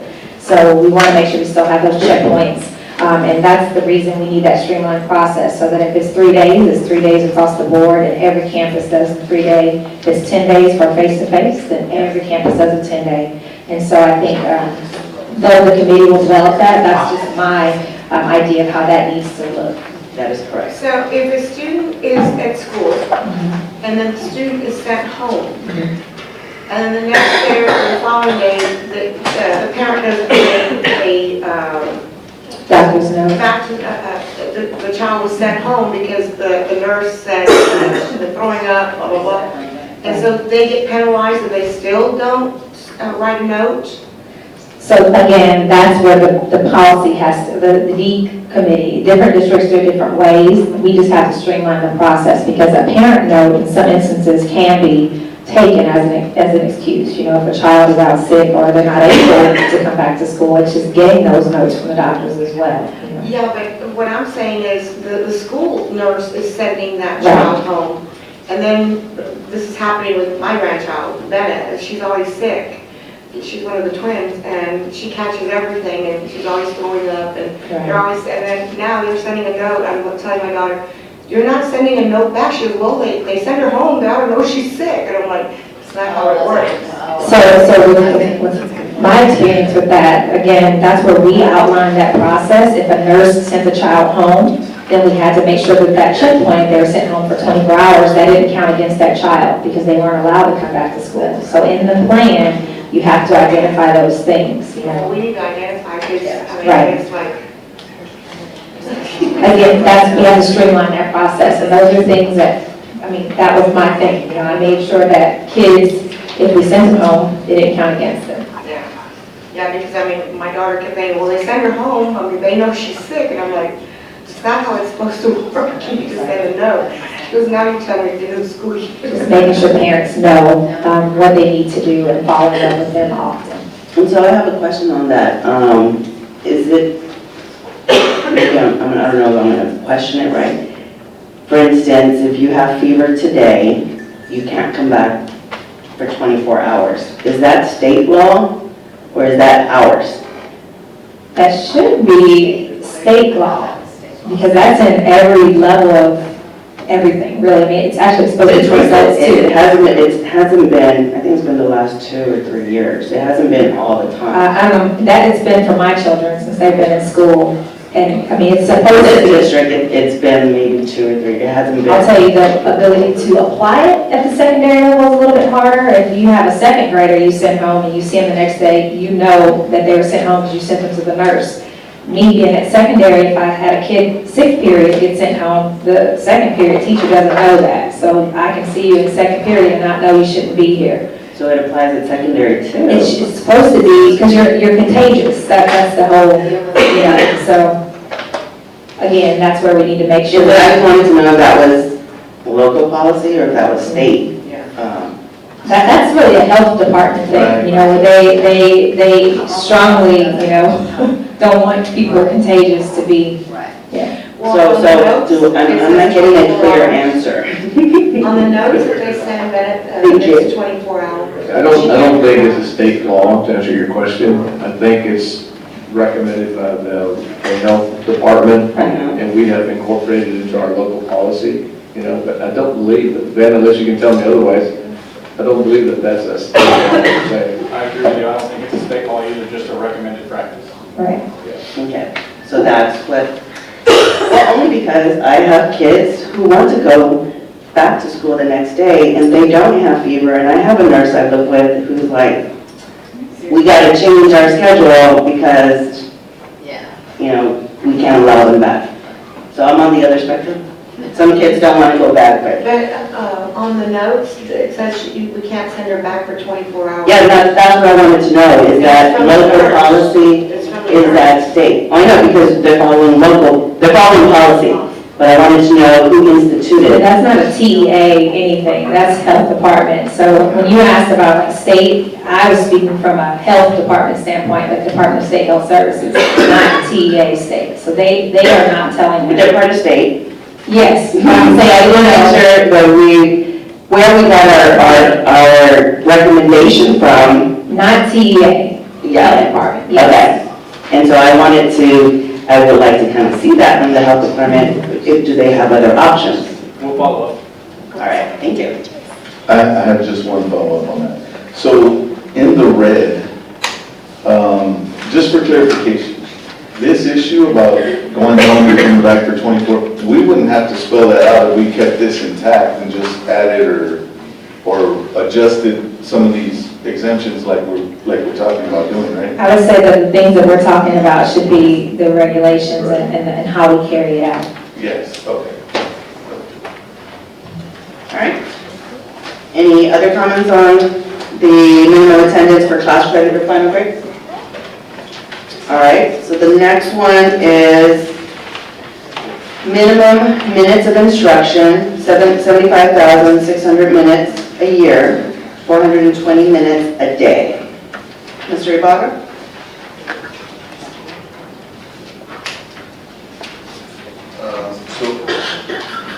So on this one, I do like the recommendations from the DEEC.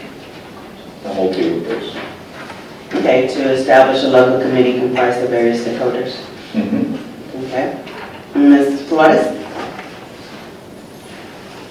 I'm just cross-checking here.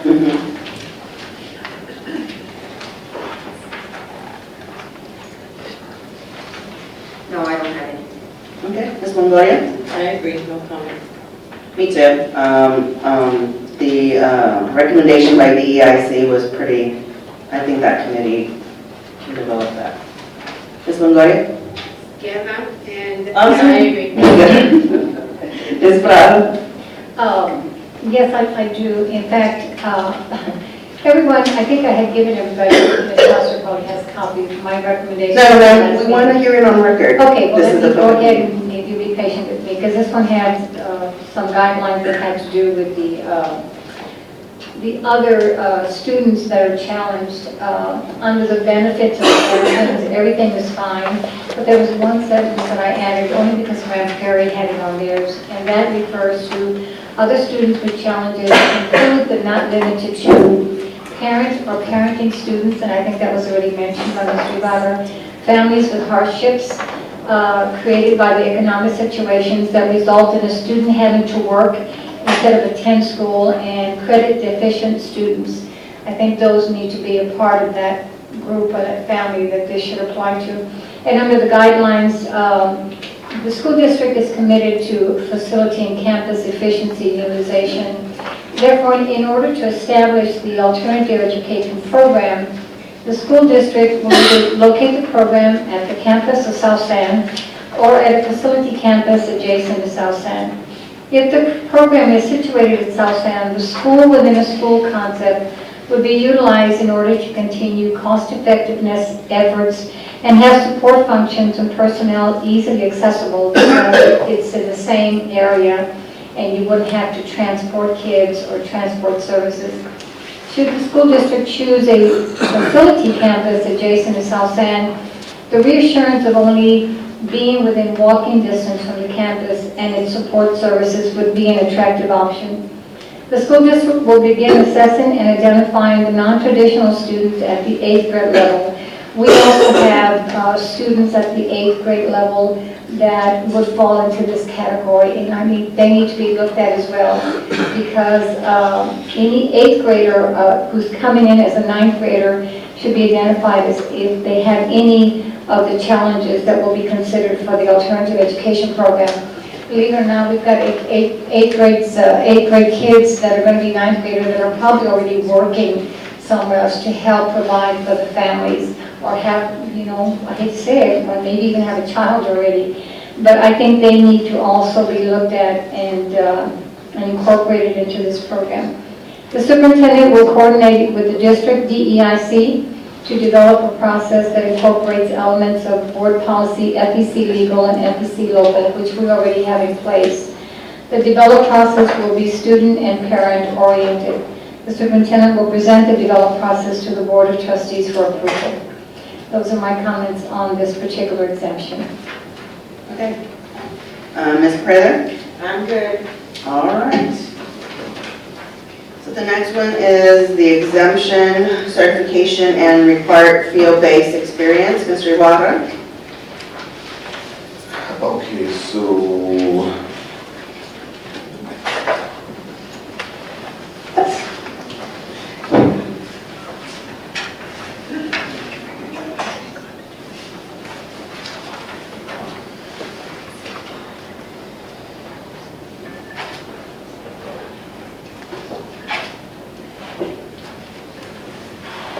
I think TASB and DEEP are pretty in line on this one, it looks like, just real quick glance. But the thing that I would like to add on this one is,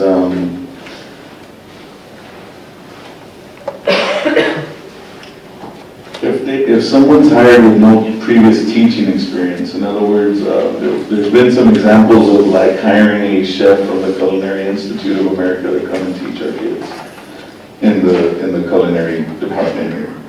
So if that person necessarily didn't have any teaching experience with kids, then I feel like we need professional development for that teacher. And I just kind of named something here. I don't know if y'all have a different name or whatever we can put in there, but I wanted to create an in-district certification, basically a checklist for all the training that this individual would have to go through to become a teacher in one of our classrooms, so that they're familiar with classroom management, school regulations, operating procedures, et cetera, et cetera. I'd like that to be in our policy. And that's all. I think everything else is pretty much in line with, that's the only item I had to add on that.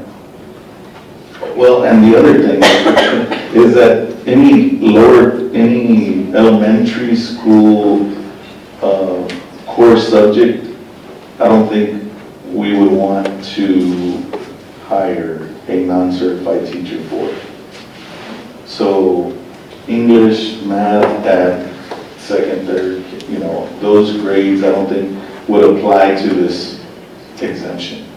And I don't know if that needs to be stated in this or not, but, and I'm not trying to limit myself, I'd like to hear what your input would be on that, but just tell me an example where that would be, or tell me where we'd be protected from. Repeat that one again, what you just said right now. Lower level elementary school, Okay. core subject areas like math, reading, would not be able to hire a non-certified teacher for those areas. I guess the example I would offer you, and it may or may not happen, would be, let's just say a secondary certified English teacher that is not certified to teach at the elementary level. That individual has a strong English background, clearly, and may now prefer to go teach at the elementary. Based on what you stated, we would not be able to utilize that English teacher because he or she is not elementary certified.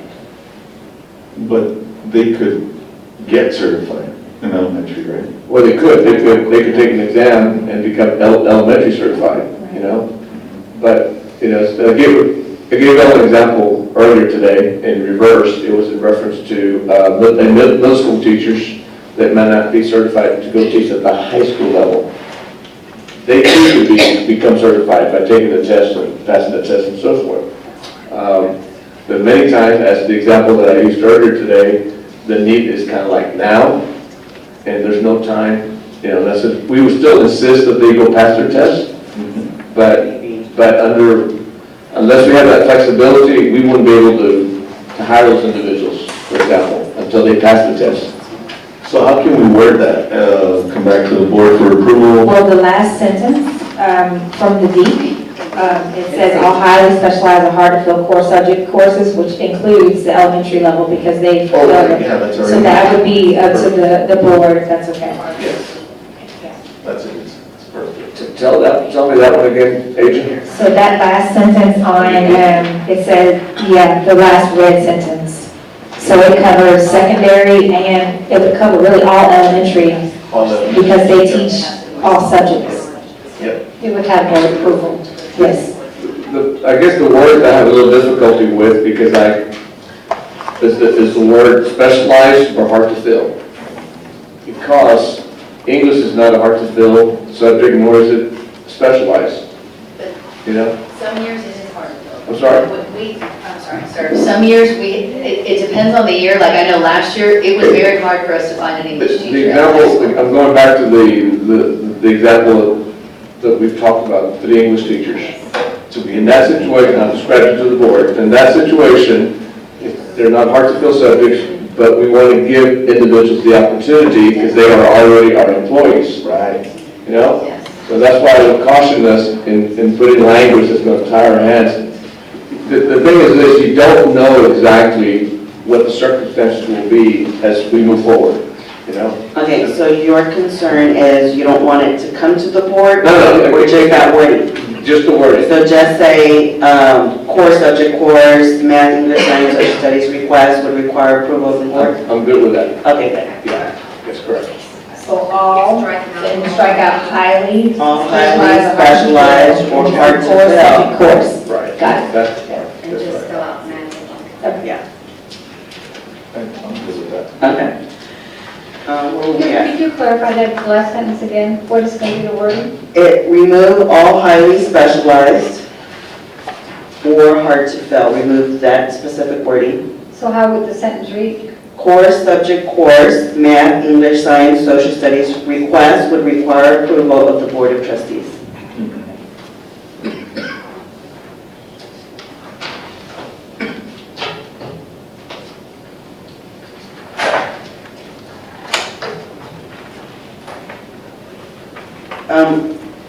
Okay, so, hold on, I'm sorry, y'all. You said a highly specialized would be physics. Physics? Like an engineer can teach a physics course because it's highly specialized.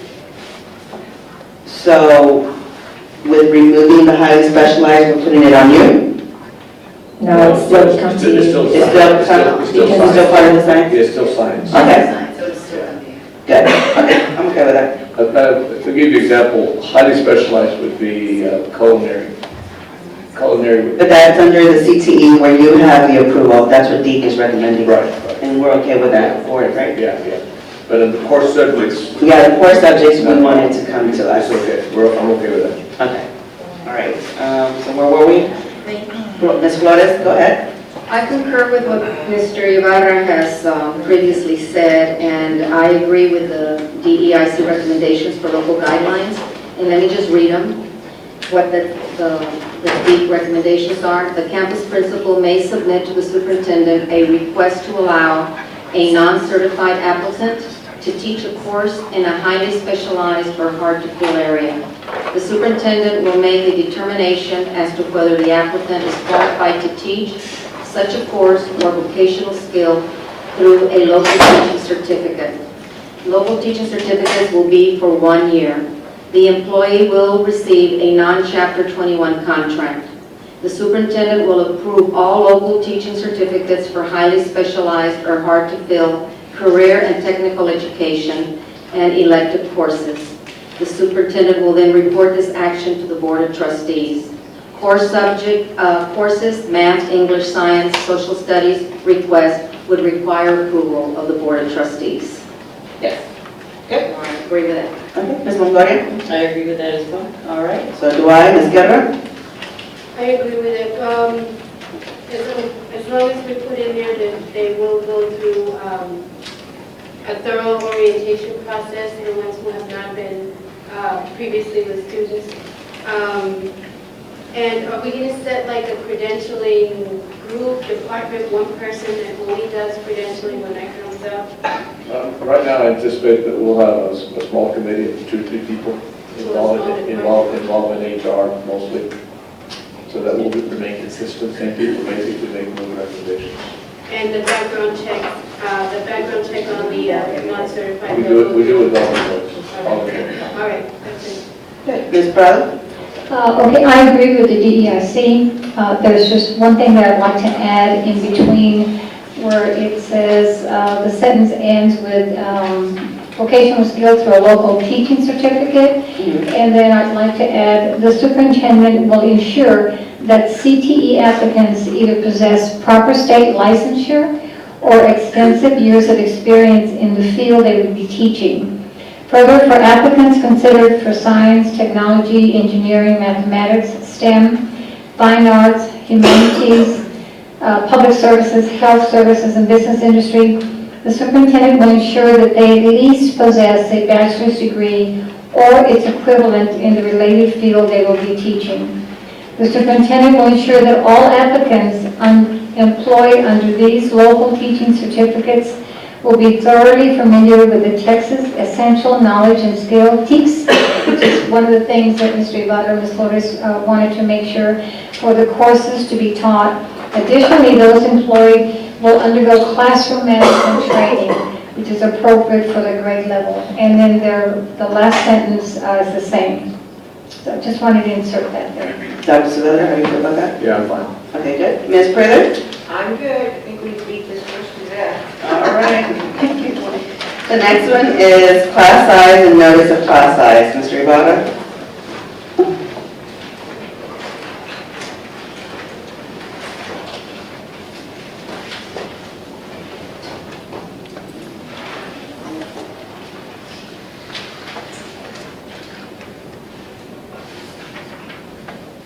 So this is a big one.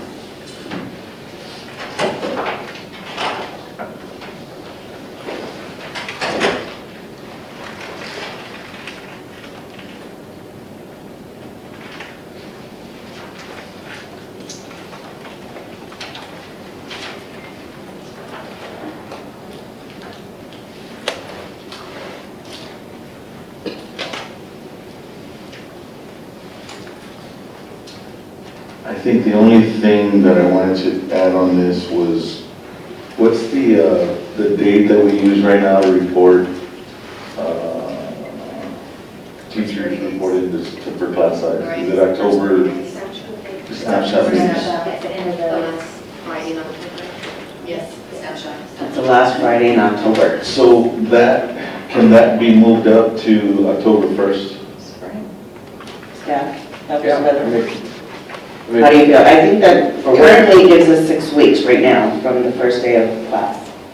It's at the I end. think the way it's written too is that after that, if it's a class exceeds 22 for 30 days, then we have to seek a waiver. But if it's only for 3, you know what I mean, less than that, and it goes back down, then we don't have to. Right. I believe that's the language, right? The language from her.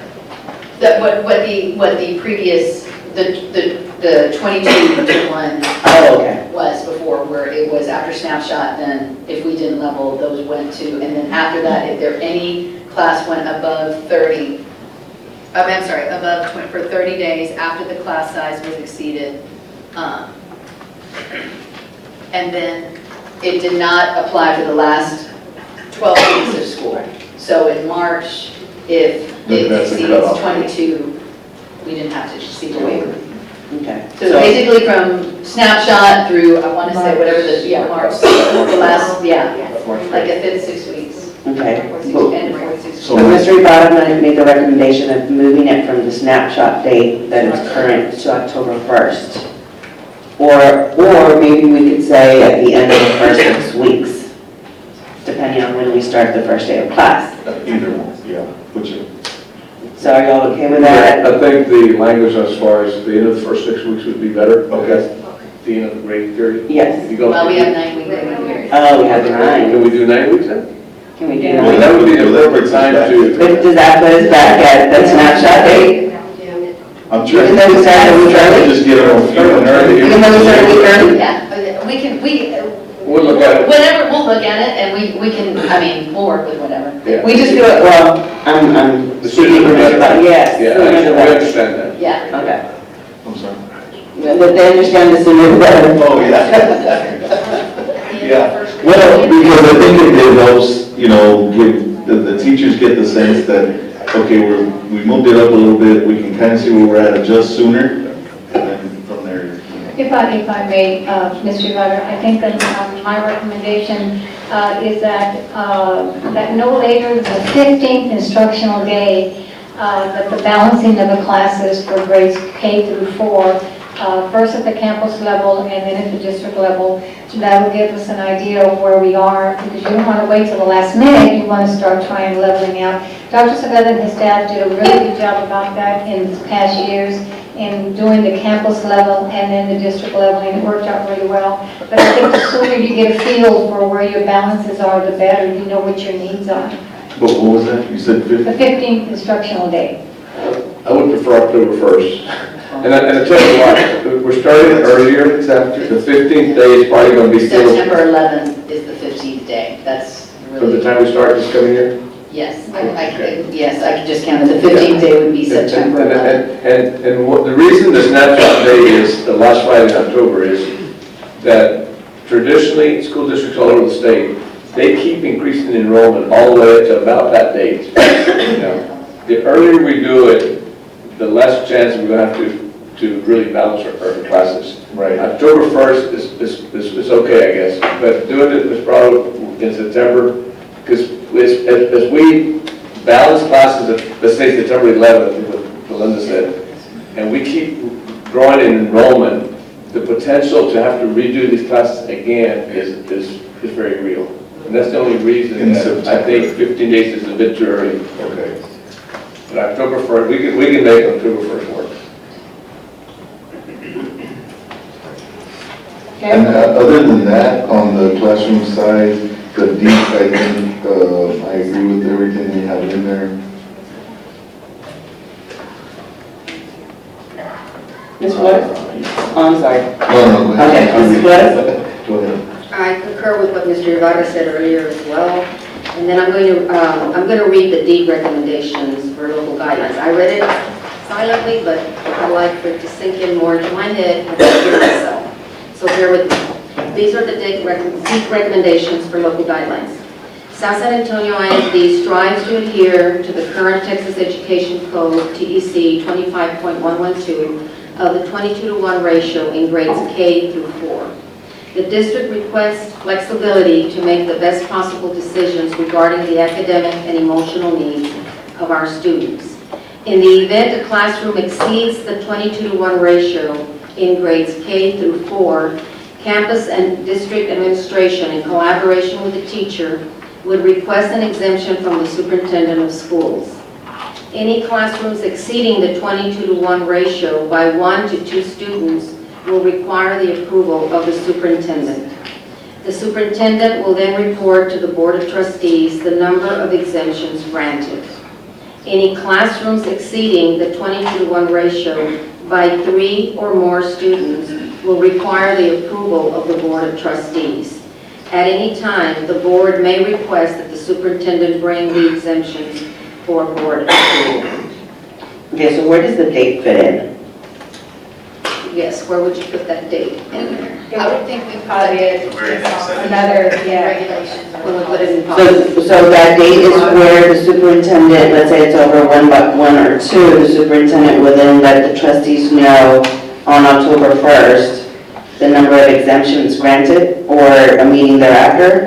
Or what if it happened in December? That should be ongoing. That should be ongoing, notify if any, the way I read that, if any time it goes above that 22, the board has to be notified. Anytime after October 1st. Right, anytime, I'm sorry, after October 1st. Okay, okay, good. Because October 1st, we're using it now. And then Ms. Flores read, any classrooms exceeding the 22-to-1 ratio by 3 or more students will require the approval of the Board of Trustees.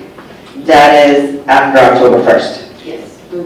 And October ongoing. 1st to move to So that. no, none of this applies before October 1st. correct? right? Right. Okay, I just want to clarify to make sure. Okay. But it needs to be in. Yes. Yeah, I just wanted to see where it's going to be. So I'll put that Maybe before that- those two sentences. Yeah. But so according to what we've read so far, just for clarification, Uh-huh. 22-1 ratio by 3 or more means that that wouldn't come to us until it was above 25 No, or at 25. well, at 25 and above. I got you. That's Yeah. correct. Which did he? But after October 1st. Yes. Yeah. In essence, the month of August and September is used to balance. Balance out. And I agree with that, having worked in, with schools and being in the classroom for many years. The mobility is really high at the beginning of the year. Parents move around, especially those that are renters. They either move at the end of the month, the beginning of the month. Children come and go from different districts. Districts are waiting for their records, and sending records. So it's a lot of movement at the very beginning. So things don't really settle down until, I'd say, October. Okay. But I agree with the DEI and C recommendations for local guidance. Ms. Longoria? The same here, I go ahead with the recommendations from the DEIC. Okay. I agree with the October 1st and what the EIC has recommended. Ms. Guerra? I'm good. Ms. Prado? Okay, let me read my recommendations. And I did have under the benefits, what is the benefit to the exemption? If you bear with me. There are two schools of thought on the effect of class size. First, that a smaller class size allows the teacher more opportunities for individualized instruction and positive learning outcomes. Second, there are those who believe that the addition of 1 or 2 students beyond the recommended ratio may not hinder the learning environment. Subsequently, the school district has carefully crafted a blend of both schools of thought. Adequate student projections performed in the spring semester will allow the administration to make sound personnel decisions for the ensuing school year. This will lessen the necessity for moving students at the beginning of the school year. Under the local guidelines, what the district has currently is Southside ISD strives to adhere to the current Texas Education Code 25.112 of the 22-to-1 ratio in grades K to 4. The district requests flexibility to make the best possible decisions regarding the academic and emotional needs of our students. What I am recommending is that the superintendent will ensure that no later than the 15th instructional day, the balancing of classes in grades K to 4, first at the campus level and then at the district level, if necessary, will be accomplished. The superintendent will then demonstrate to the Board of Trustees at a board meeting the disposition of the school district's K to 4 enrollment. At that board meeting, the superintendent will then recommend for approval the number of local exemptions required which exceed the 22-to-1 ratio. The Board of Trustees, in granting their approval, will be sensitive to the number of local exemptions requested and their class size. Notably, the administration was successful in the school year 16-17 with only having 1 section in grades K through 4 that exceeded the 22-to-1 ratio. Additionally, the overall student-teacher ratio in grades K to 4 was an average of 18.8 to 1, and that was based on the snapshot from February the 3rd. Therefore, based on the quantified historical perspective, the Board of Trustees expect that the number of local exceptions requested would not exceed 5% of the total K to 4 sections. Additionally, K to 4 sections will not exceed a 23-to-1 ratio. Subeditor Garza has done a good job of only having 1 exemption, and that was for a 23-to-1. And I think if he continues what he's doing in the balancing and what he's doing, I think he'll be successful again this year. So I just think a 23-to-1 is a necessity at times, and I think this board will be ready to grant him that at a 23-to-1 if it's needed. And that's all I have. Thank you for your opinion, but staff, 1, 2, 3, 4, 5 of us, we're okay with the DEEC. Okay. I thought we weren't voting on this today. No, but so that they can understand where the board's position. Well, I think we've all made our positions clear. Yeah. Real clear. I would just want to comment on Ms. Prado's request for the 15th school day. And there's teachers here in the audience, and they can either shake their heads or not, either one of the two, but like I said, records don't come in from students that have transferred over for weeks. And some of these kids can be in special pops. They can either be a special ed student, a bilingual student, a GT student, and they're placed in a class that doesn't get those services. So by the time those records come in, and you're looking at them, and they say, oh, this child was getting these services at this other district, but we've placed this child over here, we've got them now and put them over here now where they're going to get the services. And that doesn't happen until way after. I mean, I know because if you're dealing with school records, everybody's inundated at the beginning of the year with all of these requests. And you're sending and you're receiving, and not all districts send and receive at the same time. So by the time you get a student's record, it's going to be late September, maybe early October, and then that child has been sitting in the wrong class where they're not going to be getting the services, and that's why the switch has to be done. So I'm thinking that that's why we need to look at October date. Okay. Ms. Prather? I'm good with the October 1st deadline. Moving on. The next exemption is free kindergarten. Mr. Ibarra? I'm all for free kindergarten.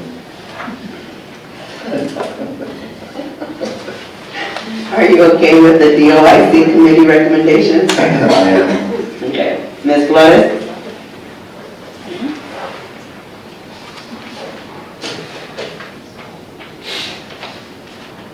May I read it? Yes. Okay.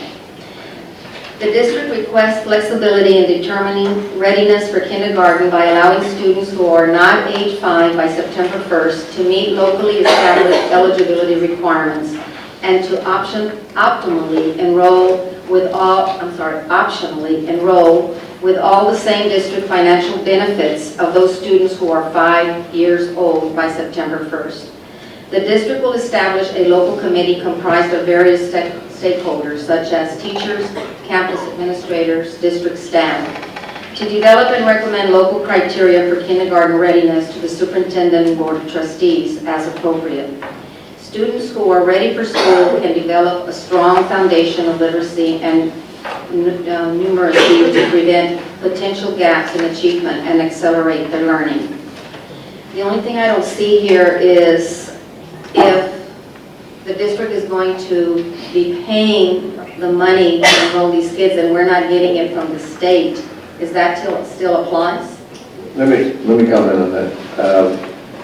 There will be no state funding in reference to these students. My suggestion, first of all, I agree with the recommendation of the D committee, but I would add also on a space available basis. You will have some classes where they have a few additional slots open, and then it may be very appropriate to allow children that are not quite 5 years old yet and are advanced enough to start school. We've already hired the teacher. We're basically going through those expenses, but that's why the clause in there that speaks to space available is important. Otherwise, we would be obligated to take them all if they so desire. So how would we determine? How would we determine who gets paid? By the set of criteria here, by the... I think what we would do, and we, of course, we try to work out the guidelines, but what we would end up doing is, let's say it's October 1, as we balance out classes, as that's our timeline to balance out classes, we would determine whether or not some classes, some kindergarten classes actually have room for additional students, depending on the number. We might, from the very first day of school, start maintaining a waiting list of 4-year-olds. And one thing to consider would be 4-year-olds that will turn 5 soon after September 1, because the maturity level at that age is real important. In essence, it can't be just first come, first serve. I think how soon you turn 5 becomes important. So then that should be written in the policy. Well, it can be written in regs, yes. I think we can craft the right language for the policy, and we will speak to space available and so forth. The guidelines for the committee will be basically in regulations. And will there be a date cutoff? If these are not, who are not age 5 by September 1st to meet locally, so are we then going to say until when? Until when can we get these students if there's space available? Yeah, I would say that we would spend the month of October, but not beyond that point, in considering these students, you know. No, I think she's asking Yeah. if they're not age 5 by September Right. 1st, what date are we looking at? They turn 5 on September 5th, September 6th? Well, honestly, I don't know, because I don't know how many kids would be, let's say, during the month of September, how many will be in the month of October and so forth, you know. I don't know. Probably have to look at the research, like look at our kids now, you know, what percentage of our kiddos have birthdays from here to here. I would say even probably do a little bit of research on, you know, what private schools do, or, you know, something, Right. what brain age, all of that, before we make that decision. Okay. All right. Ms. Moore? I agree with the Ms. recommendation. Longoria? I agree with the recommendation as well. What I know about space, I was concerned with funding. Yeah, right. So here's my concern, that we have this exemption, we have a parent who reads policy and says, no, you are paying for my child because I want my child in, and she needs everything else, but there's no funding. Right. So, not just in space, but we need to declare how much money is allotted. So our draft that we have before us, FD local, addresses that. Okay. It says in accordance with the district's innovation plan, the district shall admit students to kindergarten who are younger than age 5 on September 1, and here's a key word, who meet foundation school program requirements.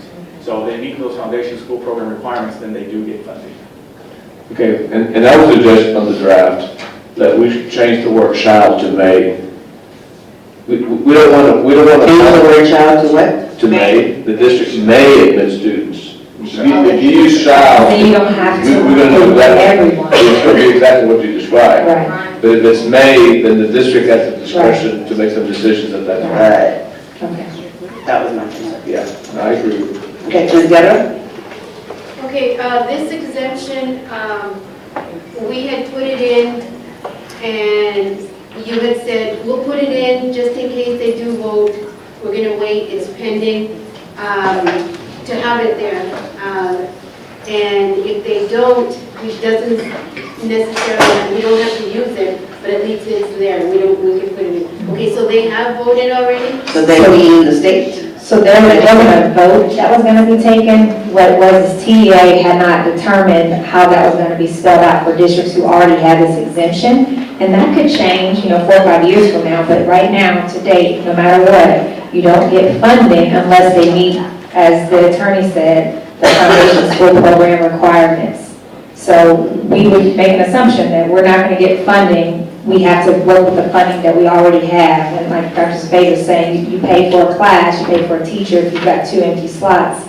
The cost to educate those 2 students has already been paid. So then my concern is child nutrition. Doesn't that come out of funding? Because they're child nutrition pays for individuals. We'll have to check. He's saying teacher, and that, I understand that concept, but child nutrition is complete. And then after school care is different, you know, because, well, those are my concerns. We certainly will find out about the child nutrition, you know, laws and rules. I really don't know right now whether that would be covered. Yeah. Well, have we got anything like, is all that was from Obama, and so now that we have a new president, are some of those things changing, or not yet? That probably changed for all kids though, so we might not even. I think the fact that if we use the language of may throughout this policy, then the district, the board can decide when we incorporate it, Right. you know? We may not want to incorporate the first year or so forth. As long as it's in May, I think we'll be okay. Good. So we're covered there, we don't have to. You don't have there. to. Yeah, that's why I don't want to use the word shall. Okay, I'm good. Ms. Prado?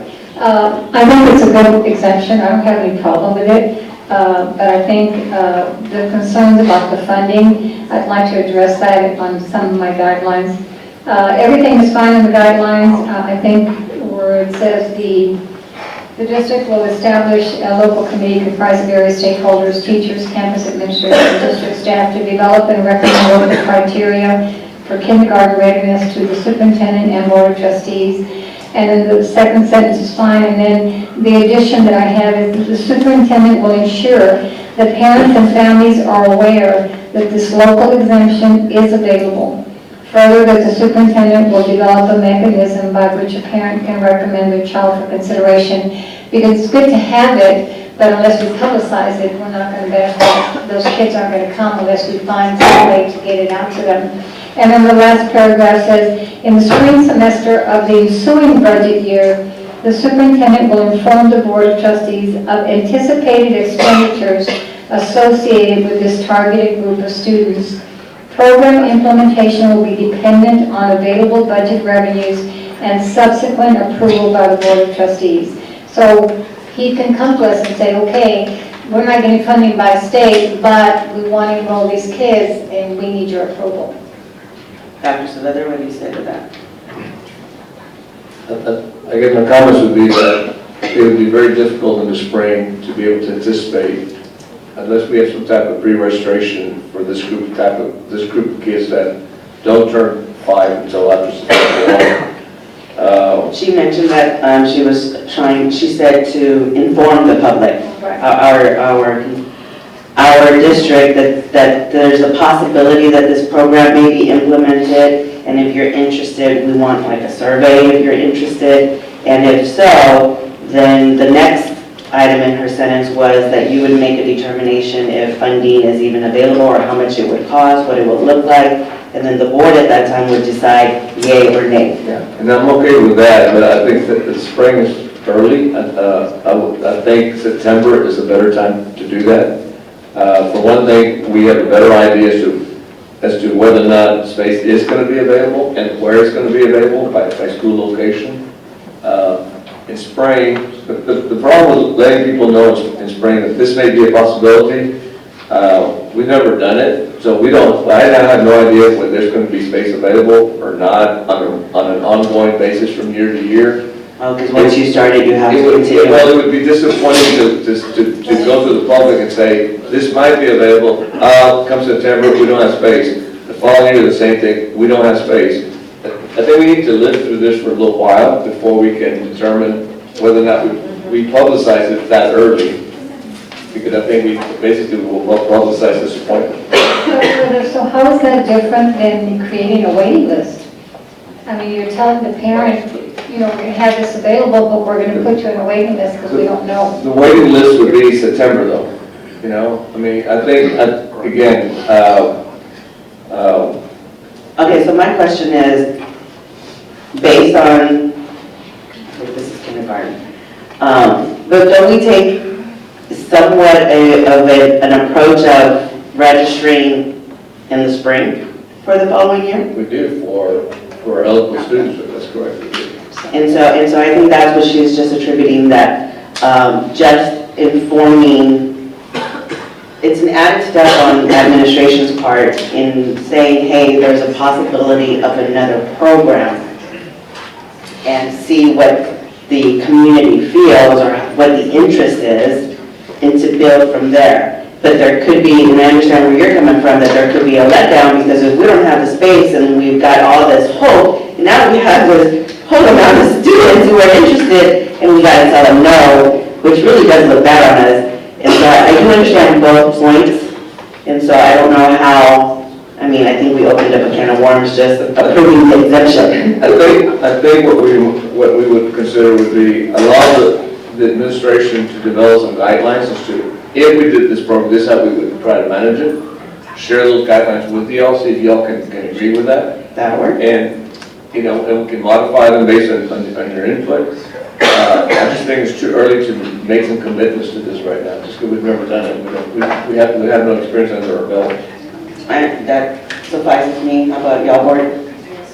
Well, I just think the reason that we adopted the exemption now is because we wouldn't have been able to do it again for the next 5 years if we were enough. So it's available to us, and that's what's important. Now, it may take a year to try to figure out or iron out the possibilities of how to implement it. And maybe we take this coming year to do that, kind of like Dr. Sveta mentioned. And possibly if there is an opportunity to institute it this coming year, that maybe we try it. But we won't know this year until we kind of get there, figure it out in September, and then maybe say, okay, this is how we're going to roll it out year one. But then that still wouldn't set any kind of program up for year two, because we're kind of diving into it this first year not knowing what we're getting into. So it would take, I think it would take a year or two to kind of iron out all of it. The less specific that we are right now, and the more flexibility we have to design a program based on, again, being able to determine what's the availability, can we cover the cost, and approximately how many seats will we have open, approximately. That will also tell us whether the cutoff date is September 15th or September 30th or even October 30th. We'll just have to study that for right now. We've not studied that yet. And I think if I may, Dr. Savetta, the whole premise of the addition of the guideline was basically the question of funding, because there is no funding. And so if there's not funding and the board wants to pursue this and provide this program, at least we have guidelines on, okay, we have to look at our budget, where are we financially, can we afford to bring in 3 or 4 sections of these 4-year-olds? So basically to address the funding if it's ever needed. Ms. Brenda? Dr. Savannah, I have to agree with Ms. Flores. I think that we need to have, like the state has a September 1st cutoff. I think like if for the first year, maybe we have an October 1st cutoff. Because that, I mean, if we do it for a whole year, that just, and then no funding, I mean, it's going to be a lot. Well, you certainly want an early cutoff. October 1st makes sense, because first of all, you want the child to have Good a complete year's instruction and not only half a year. Yeah, I would agree with you that the earlier we put it in place and cut it off, the better it is for the students, actually. Well, okay, so, okay, that's what I'm misunderstanding. A cutoff, so you're introducing a cutoff, we're implementing it this year? So I guess I heard 2 cutoffs. Let me clarify what I heard. I heard a cutoff of when a child has to be 5, and I heard a cutoff of when you would accept a child. Yeah, so I thought, what is it normally? What is the cutoff of accepting a child? There is no cutoff, right? We just They show up. September 1st. September 1 to be 5 years old. Right. No. They can come tomorrow, and we welcome them. That's why I'm not understanding the cutoff. I'm like, okay, well, what do you But mean? the age cutoff, the age cutoff.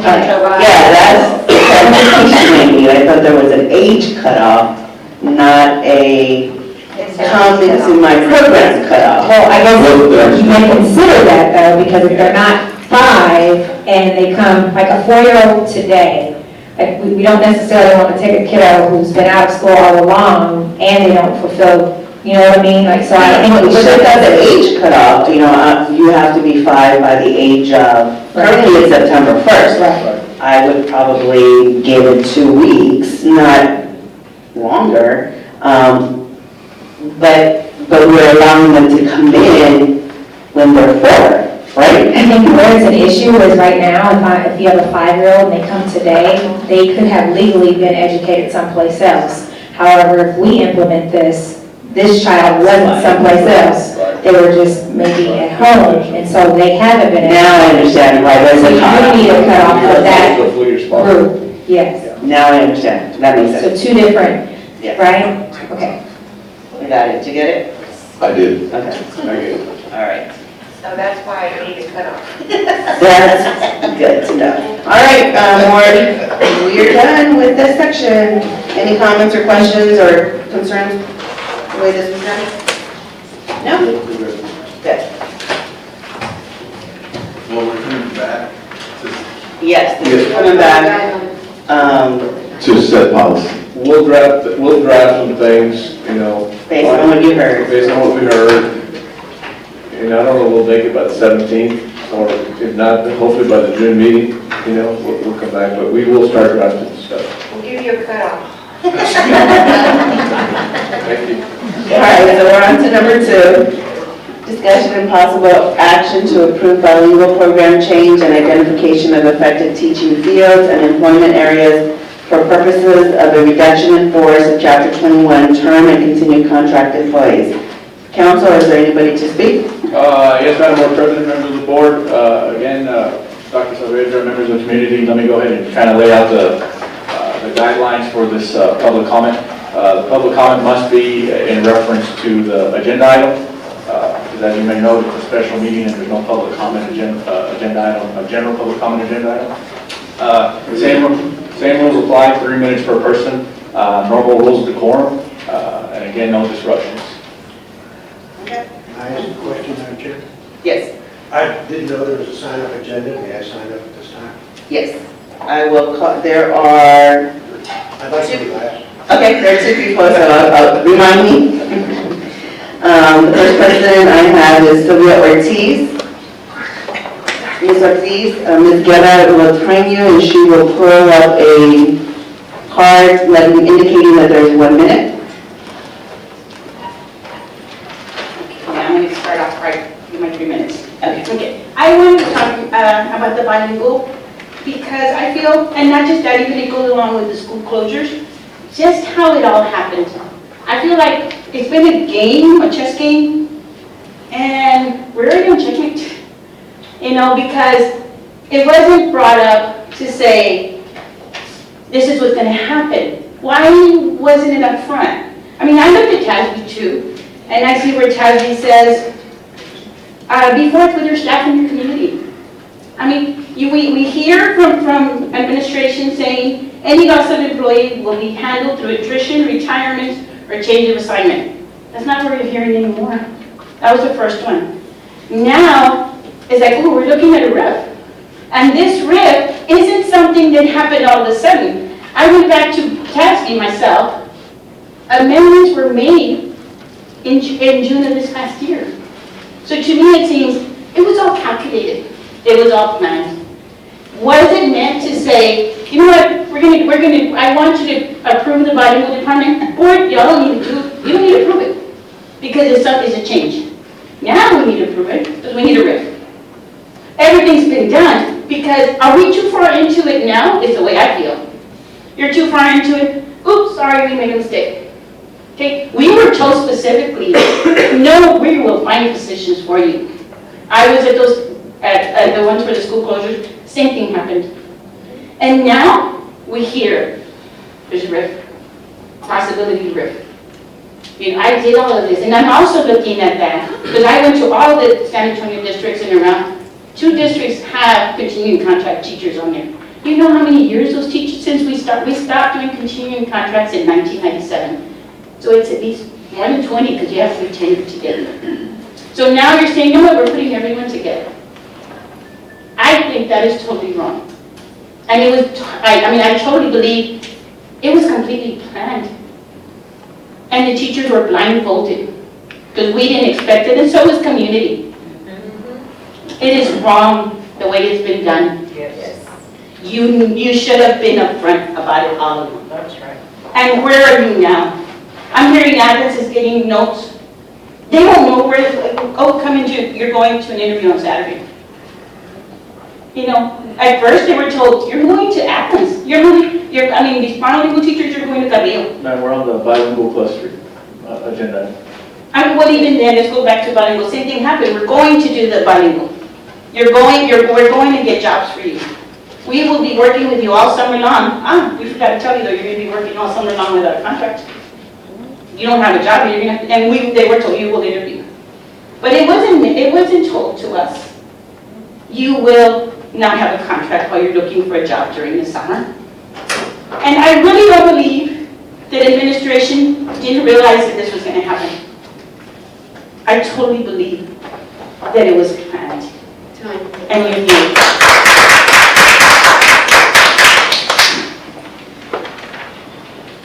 Angelita Olvera.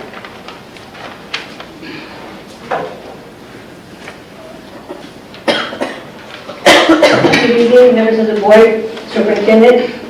I'm here tonight very disappointed with y'all's vote. Some of you have promised to cops that you were not going to close schools, and you voted against it. Madam, the public comment has to be in reference to the bilingual But question. this is also citizens to be heard. No. I think we should be able to talk whenever we want to talk. This is wrong what y'all are doing. And let me tell you one thing, the bilingual class, the move to price is wrong. That is like segregation. You should keep our kids back where they belong in their proper schools. Also, you all have this plan, Mr. Saavedra. I know not supposed to mention it, but everybody knows who I'm getting to. You had this planned already. You all had this plan. I don't know why in the world you all had meetings with the community, letting them know this is what we're planning, you know, we might do this, we might do that. You just wasted our time. We picked up over 800 signatures, and all of you got a copy of that. Again, ma'am, we have to keep in line with All of you that. got over 800 signatures, and you all did not listen to the community. Yeah. I am ashamed, you all should be ashamed of yourself. Cut her off. Yeah, cut me off, I'm done. Thank you. Mr. Cummings? Item 3. Okay. So that is all for the comments to be heard from the public. So Dr. Saavedra, Sure. back to you. Let me speak to this. The bilingual clustering program change has been implemented and has been recommended to be implemented for next year. And that's been described to everyone. The part that's important is this, that right now there are 20 bilingual teachers that do not have an assignment. But we also have 11 vacancies right now, and this is only May the 3rd. I remain confident that, quite frankly, there will be more than 11 openings in elementary between now and the start of the school year. Matter of fact, many more. Last year there was 35 openings in elementary. So I remain confident that in spite of the RIF that's being proposed, that the elementary teachers that are on that list right now will end up having a job and a contract extended. Another reason that this RIF is important is that out of those 20 elementary teachers, bilingual teachers without an assignment right now, many of them, over half I believe, are probationary teachers. The district could simply terminate the employment. And we decided that would not be best for those teachers. RIF is better because when you go through RIF, the law requires that the district employ those teachers before they employ anybody else from outside. In essence, it gives them more protection to be able to go through RIF because the law requires that we hire them if we have vacancies. And today we have 11 vacancies, 9 short of those 20. And I anticipate we're going to have at least 9 more. But we need to go through that process. It's 2 things. One is to ensure that those individuals are hired by the district and that we don't go outside the system to hire individuals. And also for a good business practice on the part of the district that you don't expose the district to the possibility of carrying teachers if an assignment is not resolved. But again, as it pertains to bilingual teachers, I have no doubt right now that those individuals will end up with a contract because we'll have sufficient openings. I'm just convinced of that at this point. So Dr. Saavedra, you're saying, so what I'm hearing is a bilingual teacher, because of this RIF, is not slated for a bilingual class.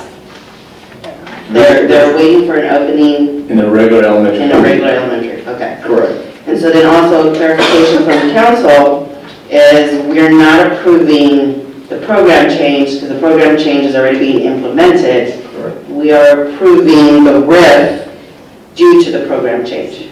Yes, so what the board has before tonight is a procedural step that is required, like Dr. Saavedra said, that's two sides of the coin, it's twofold. One, it allows the board a kind of a safety net in the case that not all employees are able to be placed.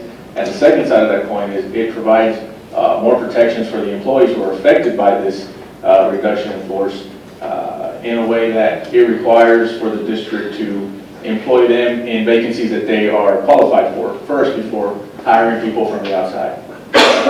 So the procedural step is required for the protection of the district, but also it allots protection to the employees affected as well if the board were to approve this. Okay, board members, are there any comments or concerns in reference to this agenda I item? have a question. Legal, Yes, so it offers more protection for the employee, is that correct? Yes, ma'am, because what our policy requires is that we consider all employees who will potentially be affected by this RIF for vacancies within the district. We're not allowed to consider outside employees, outside applicants. Any other board member? Do I hear a motion? I have, Madam Chair, if I could please. I'm sorry, you have a concern, comment, or a motion? Ms. Brown? Questions. Okay, I'm sorry, I didn't hear the last part. Go ahead. I have questions. A couple of questions. Dr. Sveta, basically, I guess for you. I had asked you a fall back in your email when this was first proposed to us on the change of the program.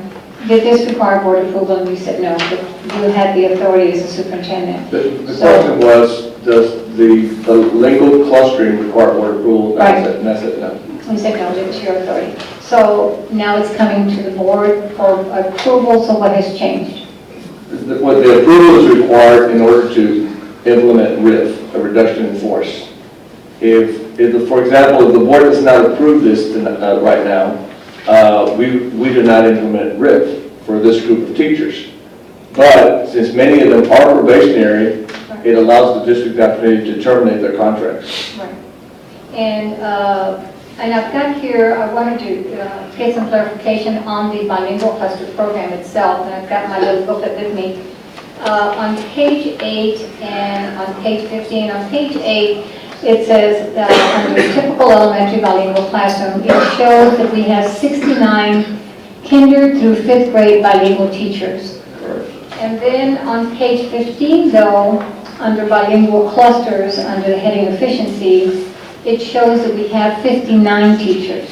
So is it 69 or 59? Can somebody clarify that for me? Or less than 59 or 69? The 69, that didn't Come to the count podium, for- please.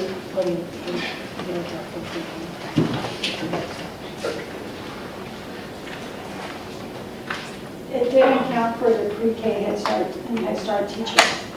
So we 69 or 59? 69. 69, okay.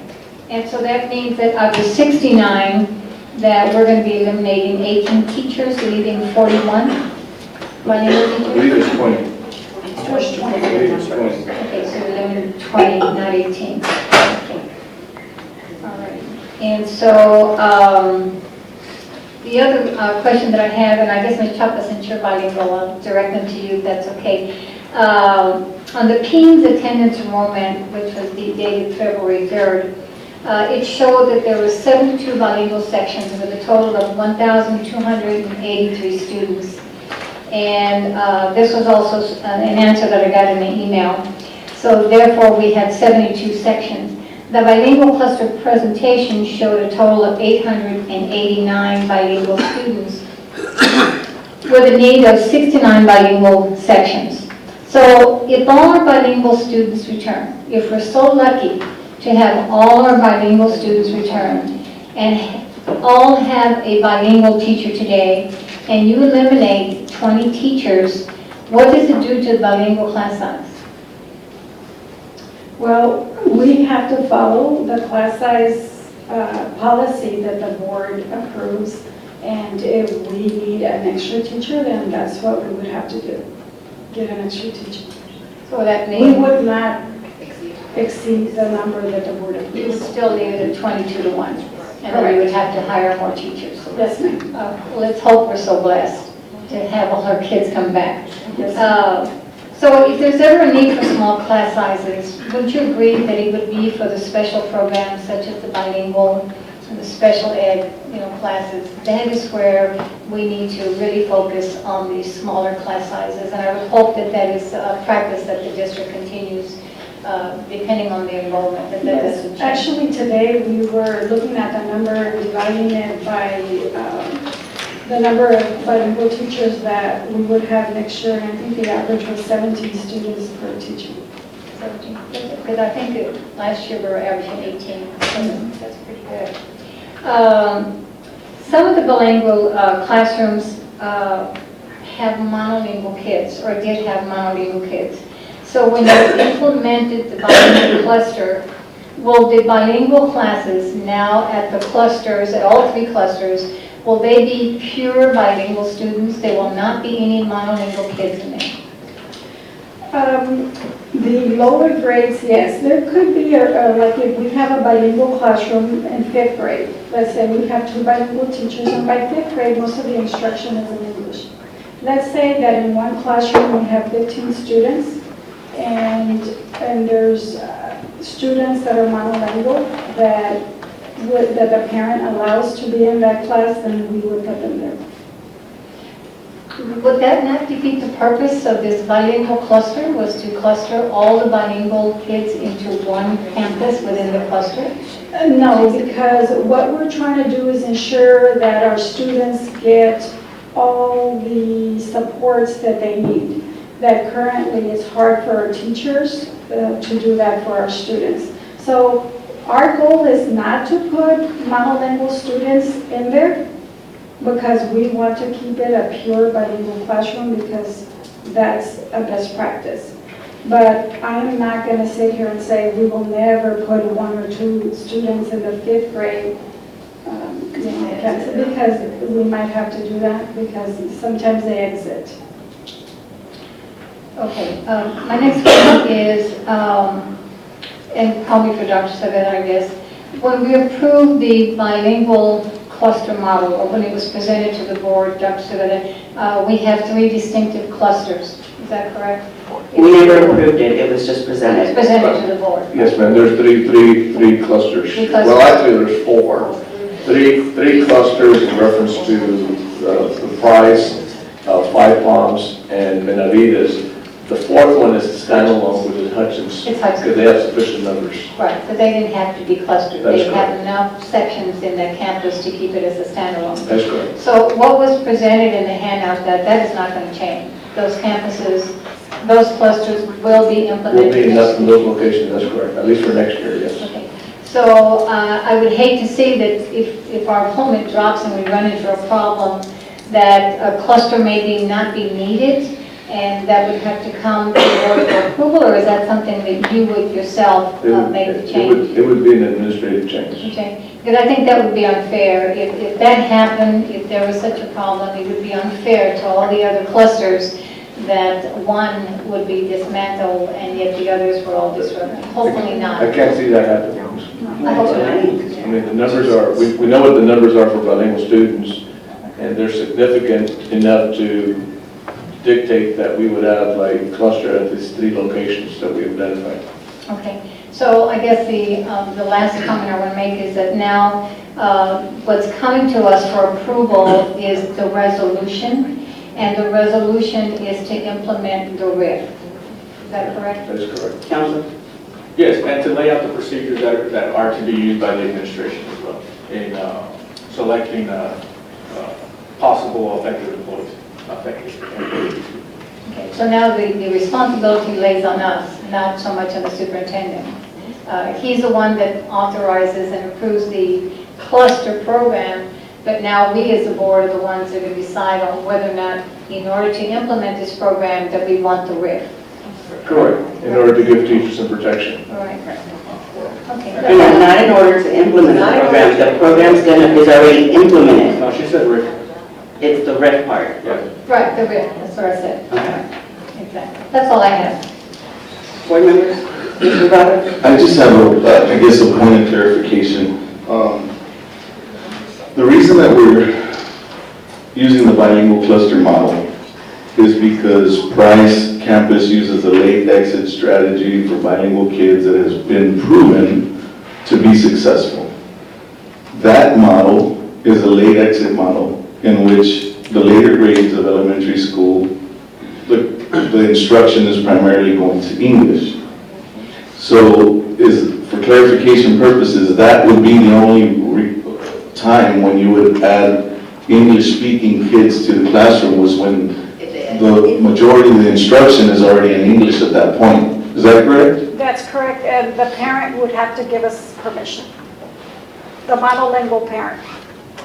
To be in that bilingual classroom? Yes, sir. Okay. Like we already have them agreeing at the lower levels prior to the implementation. Correct. I just wanted to clarify that because I think that strategy works, and because it's a late exit and it's already in English towards the end of the elementary career, then I really wouldn't see a problem putting English speakers in at that point. But I wouldn't want to see them in, which is the whole reason that we're clustering before that point, just for point clarification, right? So that's not going to happen. We're not going to be putting in kids at the early years of instruction, bilingual instruction.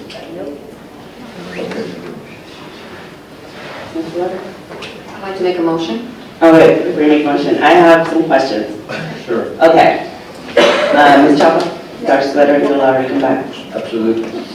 So this was asked, and so we're speaking about the program, and I think it relates.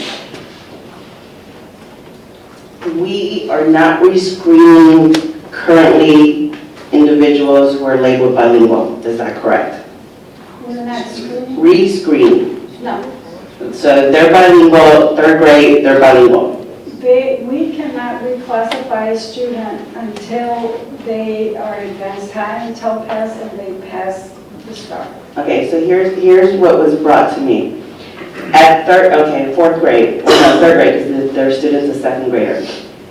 Apparently this classroom that this child's in has been all English, and it's a bilingual class. And so their concern is, what percentage of that is now going to be Spanish next year for this child? And are they going to struggle? And should she pull out now and put him in a English class because they've been teaching English? And we have been looking at all our classrooms and we know which ones, how the instruction is in every one of our classrooms. The good news is that in every grade there's at least 2 teachers. And quite a few, there's going to be 3. And so we will be able to meet the needs and our teachers will be able to do what they have to do to differentiate for our students. So that student will receive the help that he needs in the proper class, bilingual class, because he needs all the support still that bilingual program offers. Okay, so that was, I told her I would ask. Can I just give one clarification? I think Mr. Butter asked it. So there will be monolingual kids in these clusters, but only at the larger grade levels? Yes, ma'am. That is not our goal to do that, but in 5th grade, the instruction primarily is in English with a lot of support. If we have a parent, if we have room in a class, and a parent, a monolingual parent, signs and allows us to put that child in that class, we may. The child would benefit from our wonderful bilingual teachers' instruction. And is that something that was a part of, that was to me, the whole purpose of this was to keep all the bilingual kids together and not have monolingual kids in that class. All of them. I'm not talking about just a few or the 5th grade. Or, that was the whole premise of this whole program. Yes, ma'am. And if we look at the late exit model, like she said, in second grade.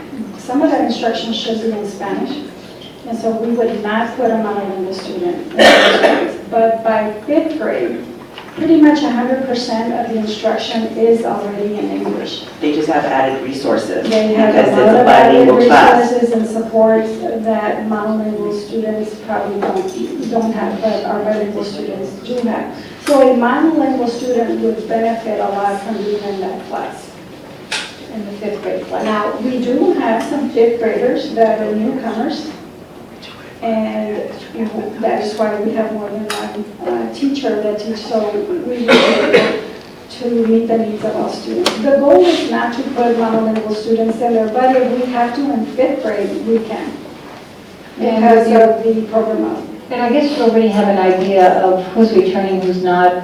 What do you foresee for our fifth grades coming up? Are you going to have monolingual kids in there?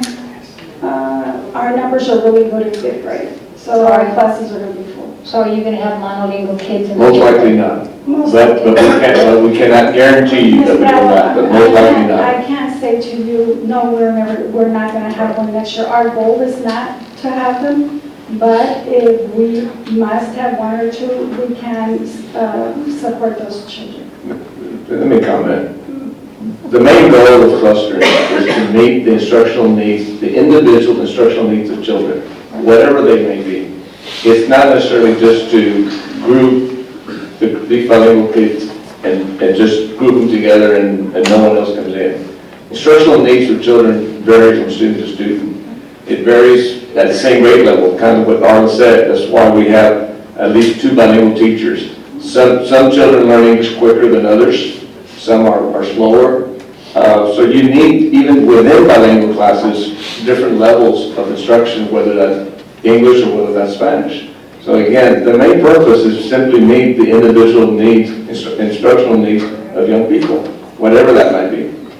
So am I hearing then that what we were doing currently before the program, that was not working?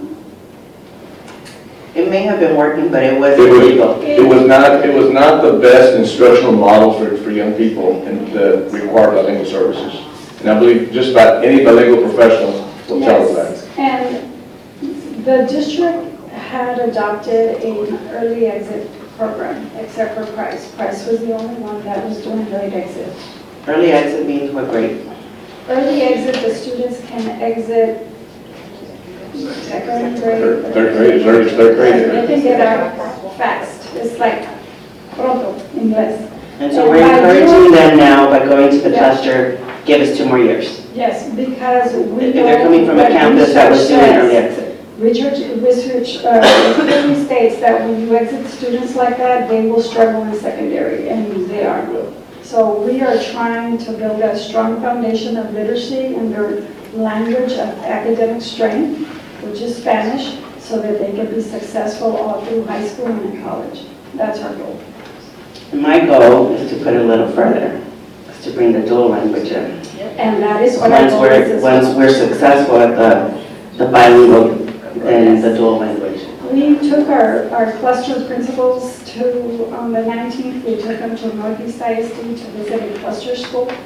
That is a cluster dual language campus, and they were able to visit with administration there and see classrooms because that's where we're going. I have a question. Yes, Ms. President? Ms. Maldonado, there are some people there being negative and saying that we're segregating. How do you answer that? We are not segregating students, we're following the law. The law states that you cannot exceed 60% of students that are bilingual. We are way below that. And our students are going to flourish in a cluster program. We would never, ever segregate a student. The students will be with us, they'll have PE with students, they'll have recess, they'll have lunch, they have music. There will be no segregation. Thank you for setting the record straight. Yes, ma'am. I have another question, if I could. Ms. Chapa, how many sections of bilingual classes do you have at 5 pounds? 15. 15 classes Yes, ma'am. of bilingual students, and what will be the ratio? We calculated today that it will be about 17 to 1.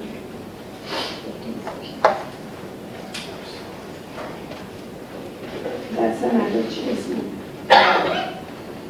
Okay, thank you, Ms. Chapman. Ms. Chapa, we do have wonderful bilingual teachers. My grandson is in the 4th grade, and he's in a bilingual class, and my daughter and I can no longer speak Spanish in front of him because he knows what we're saying. That's great. I am extremely proud of our bilingual teachers. They work so hard, and we know that with the cluster, we will be able to support our teachers and at a higher level that they deserve so that they can turn around and better serve our students. Because they do a wonderful job. I thank you, that they do. Thank you. Thank you. Mrs. Flores, you had a motion? Yes. I'd like to move to approve the bilingual program change and identification of effective teaching fields and employment areas for purposes of a reduction in force of Chapter 21 term and continuing contract employees. Do I hear a second? Second. So there's been a motion made by Mrs. Flores, a seconded by Mrs. Prather. All in favor? Roll call, please, Ms. Foster. Okay, so roll call means raising your hand. Those in favor, please raise your hand. Ms. Martinez, please take note. Okay, and those opposed, please raise your hand. Motion passes.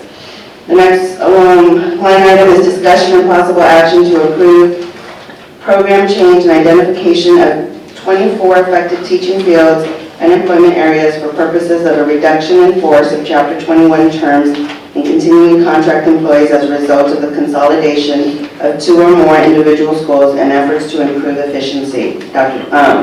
Council?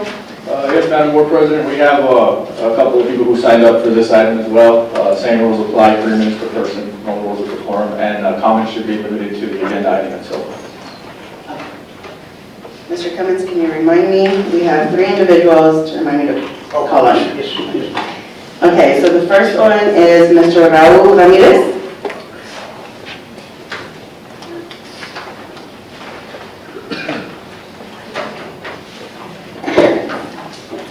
Good evening, Dr. Saavedra, Madam President, and school board members.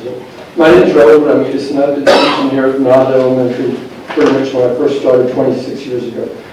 And I'd just like to read, if you'll indulge me, so I can go ahead and take this is a book that was given to us by you all, or the administration here. It's a real good book, and it's basically a mindset of innovation. Well, one of the chapters is relationships, relationships, relationships. I'll quote it straight out. And I'd like to read this first thing. We need to build more organizations that prioritize the care of human beings. As leaders, it is our sole responsibility to protect our people, and in turn, our people will protect each other. And they will advance the organization together. What organization is this? It's us. It's teaching kids.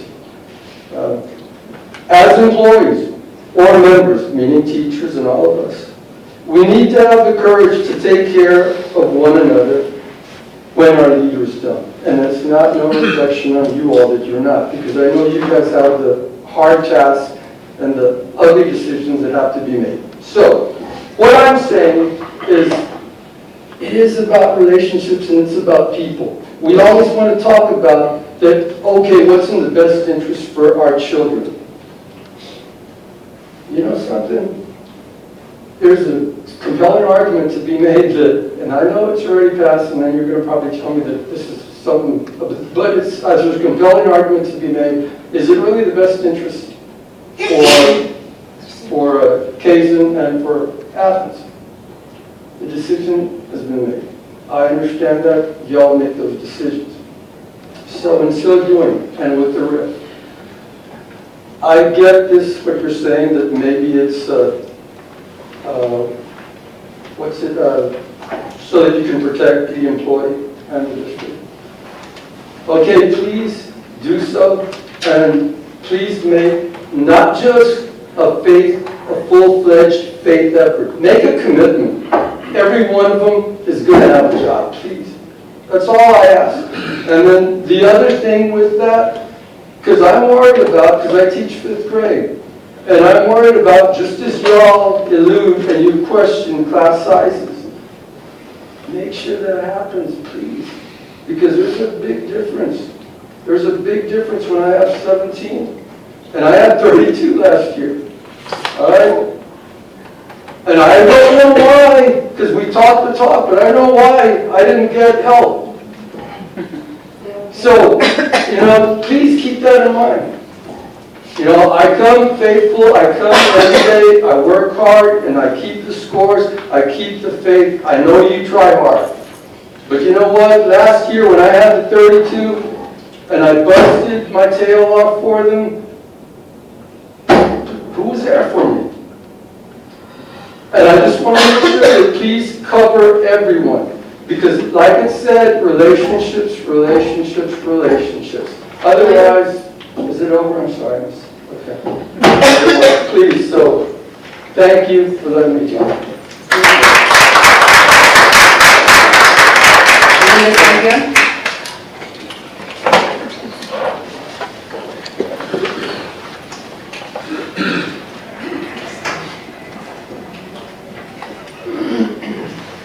Dr. Savannah, Madam, and what is Teacher Appreciation Day. We're all excited about it and everything else. And we're going right now to Athens, we're going through a lot. We're going through a lot of closing and everything else.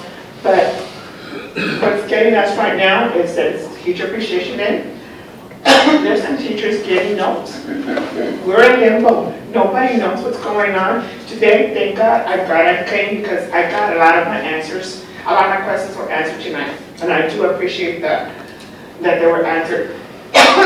But when you're doing this, have some courtesy. Is there a deadline? Because people are worried. Okay, letters were passed out yesterday. People were crying left and right. We're trying to consult each other.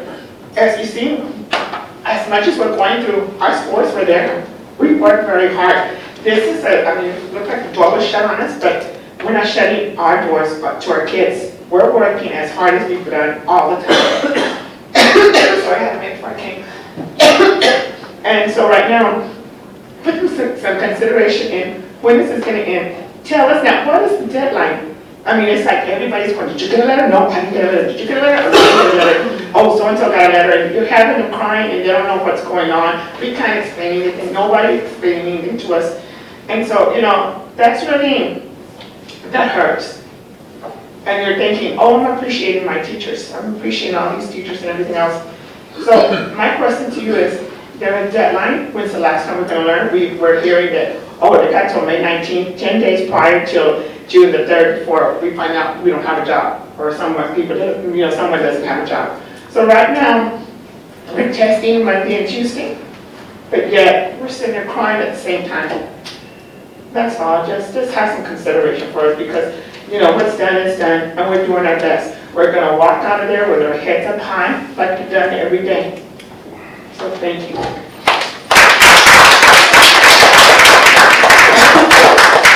Alanis?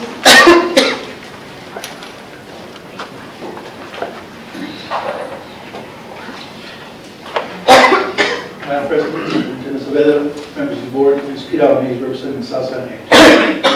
I'd like to address the topic of RIF, particularly its extensive effect on teaching areas and employment rates. I've heard a lot over the last couple of months about everyone's concerns.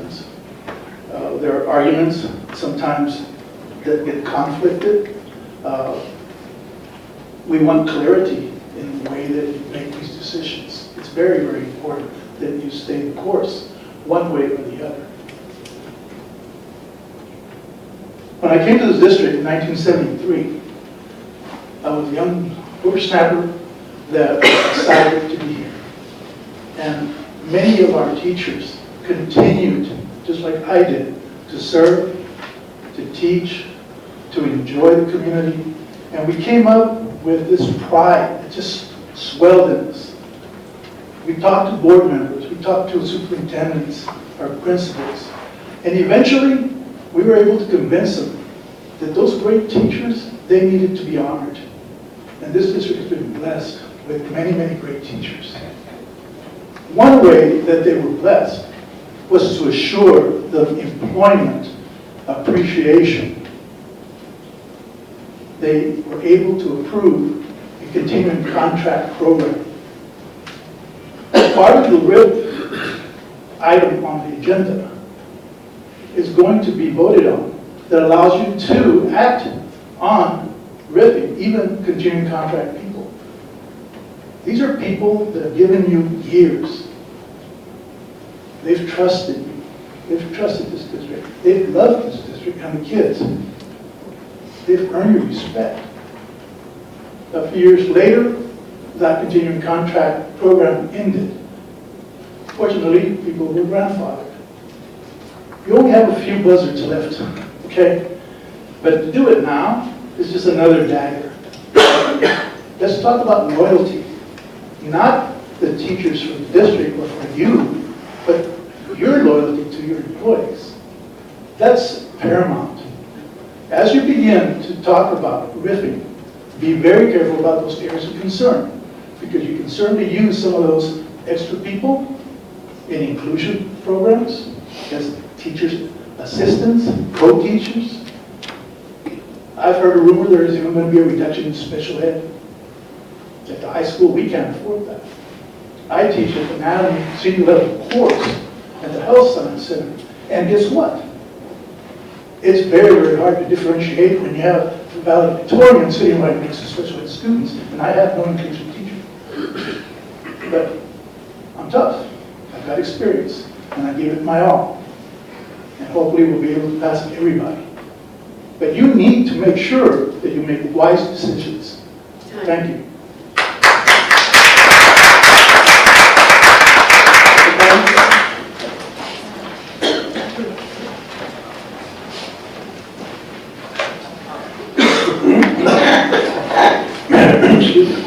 Madam Chair, members of the board, Dr. Zubeda, my name is Tom Jones, and I'm speaking for the South San AFP. Mr. Ramirez, Ms. Santiana, and Mr. Aladis basically said many of the things that I wanted to say, probably much better than I would have said. But I definitely want to echo what they said. I don't think I've ever seen a time where I've seen so many demoralized campuses, whole groups of teachers, just appalled at the situation that we're in. Yes, RIF has an advantage over the termination, so if you want to kill the teacher, or you want to look at your chair, it's just a bad thing. In our view, or at least in my view, it's still, there should be a commitment. No, we're not going to lay anybody off. We're going to take that chance, because I think people will be leaving the district, unfortunately, like they did last year, because this is so stressful. And in any given year, we have 70, at a minimum 70 empty teacher positions. And I think the district lost, one of the causes of this was also the closing of the schools. And I think the district lost one of their great opportunities, which was to say, no, we would not close the schools for 1 year. And I think the community, teachers, support personnel, parents, grandparents, board members, students, taxpayers, businesses, owners, would have come together to support the school district in a TRA and in a goal. I think that could have been done. And I think you still have the opportunity, in my view, to rescind it, and I would hope that you do it. It's an extreme long shot. Nevertheless, I think it should be put out there. The teachers and the support personnel in this district, yes, they're stuck together with this district. We don't want this district to be yes, come in a new teacher, spend 1 year with us, 2 years with us, and then go to Northside and be a wonderful teacher. That's not what we want. So yes, we would like to see, we need to see more commitment in however you do it to those teachers who are here right now, because they need it. Thank you very much.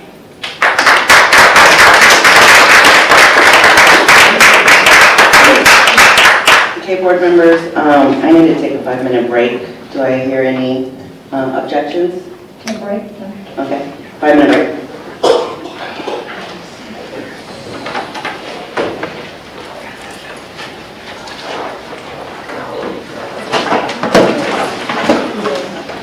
It's a shame that a board member that doesn't live in our district voted budget to close our schools. Maybe the school board members don't live in the district.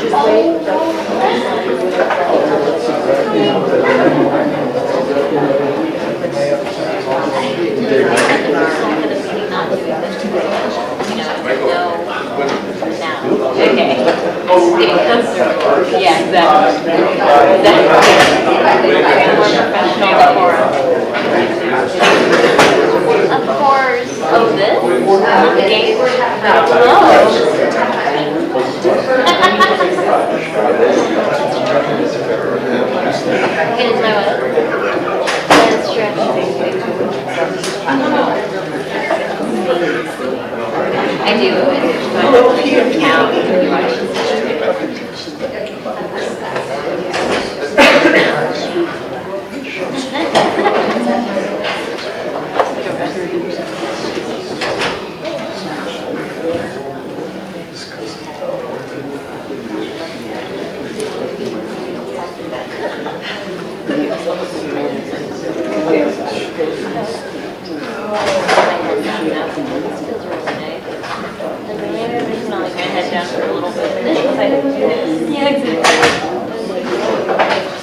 it's like my last.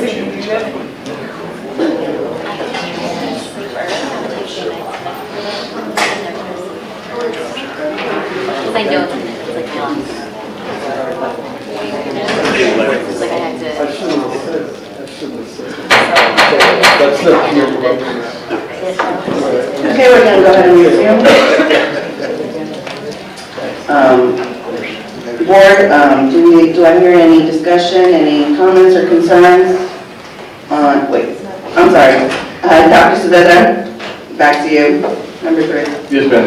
So, esteemed members of the board, this recommendation is similar to the previous action that the board took, but it's in reference to the program change that pertains to the consolidation of 2 schools, well, actually 3 schools, which would be Athens, Kingston, and the Alternative Center. But everything else is basically the same. This approval of this recommendation would authorize a reduction in force as it pertains to the employees at these locations. And let me also make a comment, just real quick, just to clarify, based on some of the comments that were made earlier. The policies and the laws of Texas as it pertains to RIF, as it pertains to the non-renewal of contracts, as it pertains to the termination of contracts, depending on whether we're talking about probationary contracts, term contracts, or continued contracts. They're very complex and with some very specific requirements in reference to timelines. That is the primary reason that is, one, very difficult for, I guess, our general public to understand what's happening and what steps are being taken. There's specific requirements in reference to by when a school district must notify a teacher or anyone holding a Chapter 21 contract as to their proposed, either proposed termination or proposed non-renewal. And I believe someone stated it earlier, it's 10 days prior to the last day of school. In order to meet those requirements, the actual actions on proposed non-renewals or proposed terminations will come forward a week from today, which will be next week on the 10th, to give people adequate notice and for the district to be able to meet those deadlines. So that, I guess, folks are not surprised if the board approves this item. Some additional letters will go out to the individuals that hold Chapter 21 contracts that are being affected by this, which would be the Chapter 21 contract employees at Athens, Kaysen, and the Alternative Center. And those letters go out tomorrow. And they're very similar in language to the letters that went out earlier as it pertains to the bilingual cluster teachers. But again, those letters explain basically the requirements and the steps that are being taken. The thing to also consider is this, that regardless of what steps or action the board takes and what steps the district takes, the employment of individuals that might be affected by this can and in the past has continued way past any action the board might have taken. We have had the board act on either proposed non-renewals or proposed terminations, and a month later, some of those teachers have ended up with extension of their contract or a new contract. I know it's a difficult thing, and I know it's hard to understand why we take this step if we intend to employ somebody a month later when an opening occurs. But again, it's primarily because of the requirements of law and being able to meet those requirements. But I wanted to comment on that because I totally agree with what everyone has said, that it is very difficult to understand, no one really knows where they stand and so forth, because of this. And Ben, our lawyer, you may be able to clarify it more than what I've attempted to do, but this is a really difficult thing, so. Oh, good. Okay, that's good. I needed some clarification, council, and I had brought it up to your attention, and so if I can get your comment. And it was brought up during a comment to the public, is the RIF policy. And so on our board policy, it stated the date was July 17, 2016. In researching it, we found out that the board took action on that specific policy, which was update 105 in September of 2016. Yes, ma'am. Correct? So my suggestion, or my question for clarification, I think I spoke to Dr. Saavedra on it. The date that's on the adoption of the policy, what date should that be? The date that should be on the adoption is the date that the board adopted the policy. However, I have a copy of DFSB local here, and on the first page it says date issued. So what date issued is the date that this policy update was issued by TASB for the board's consideration.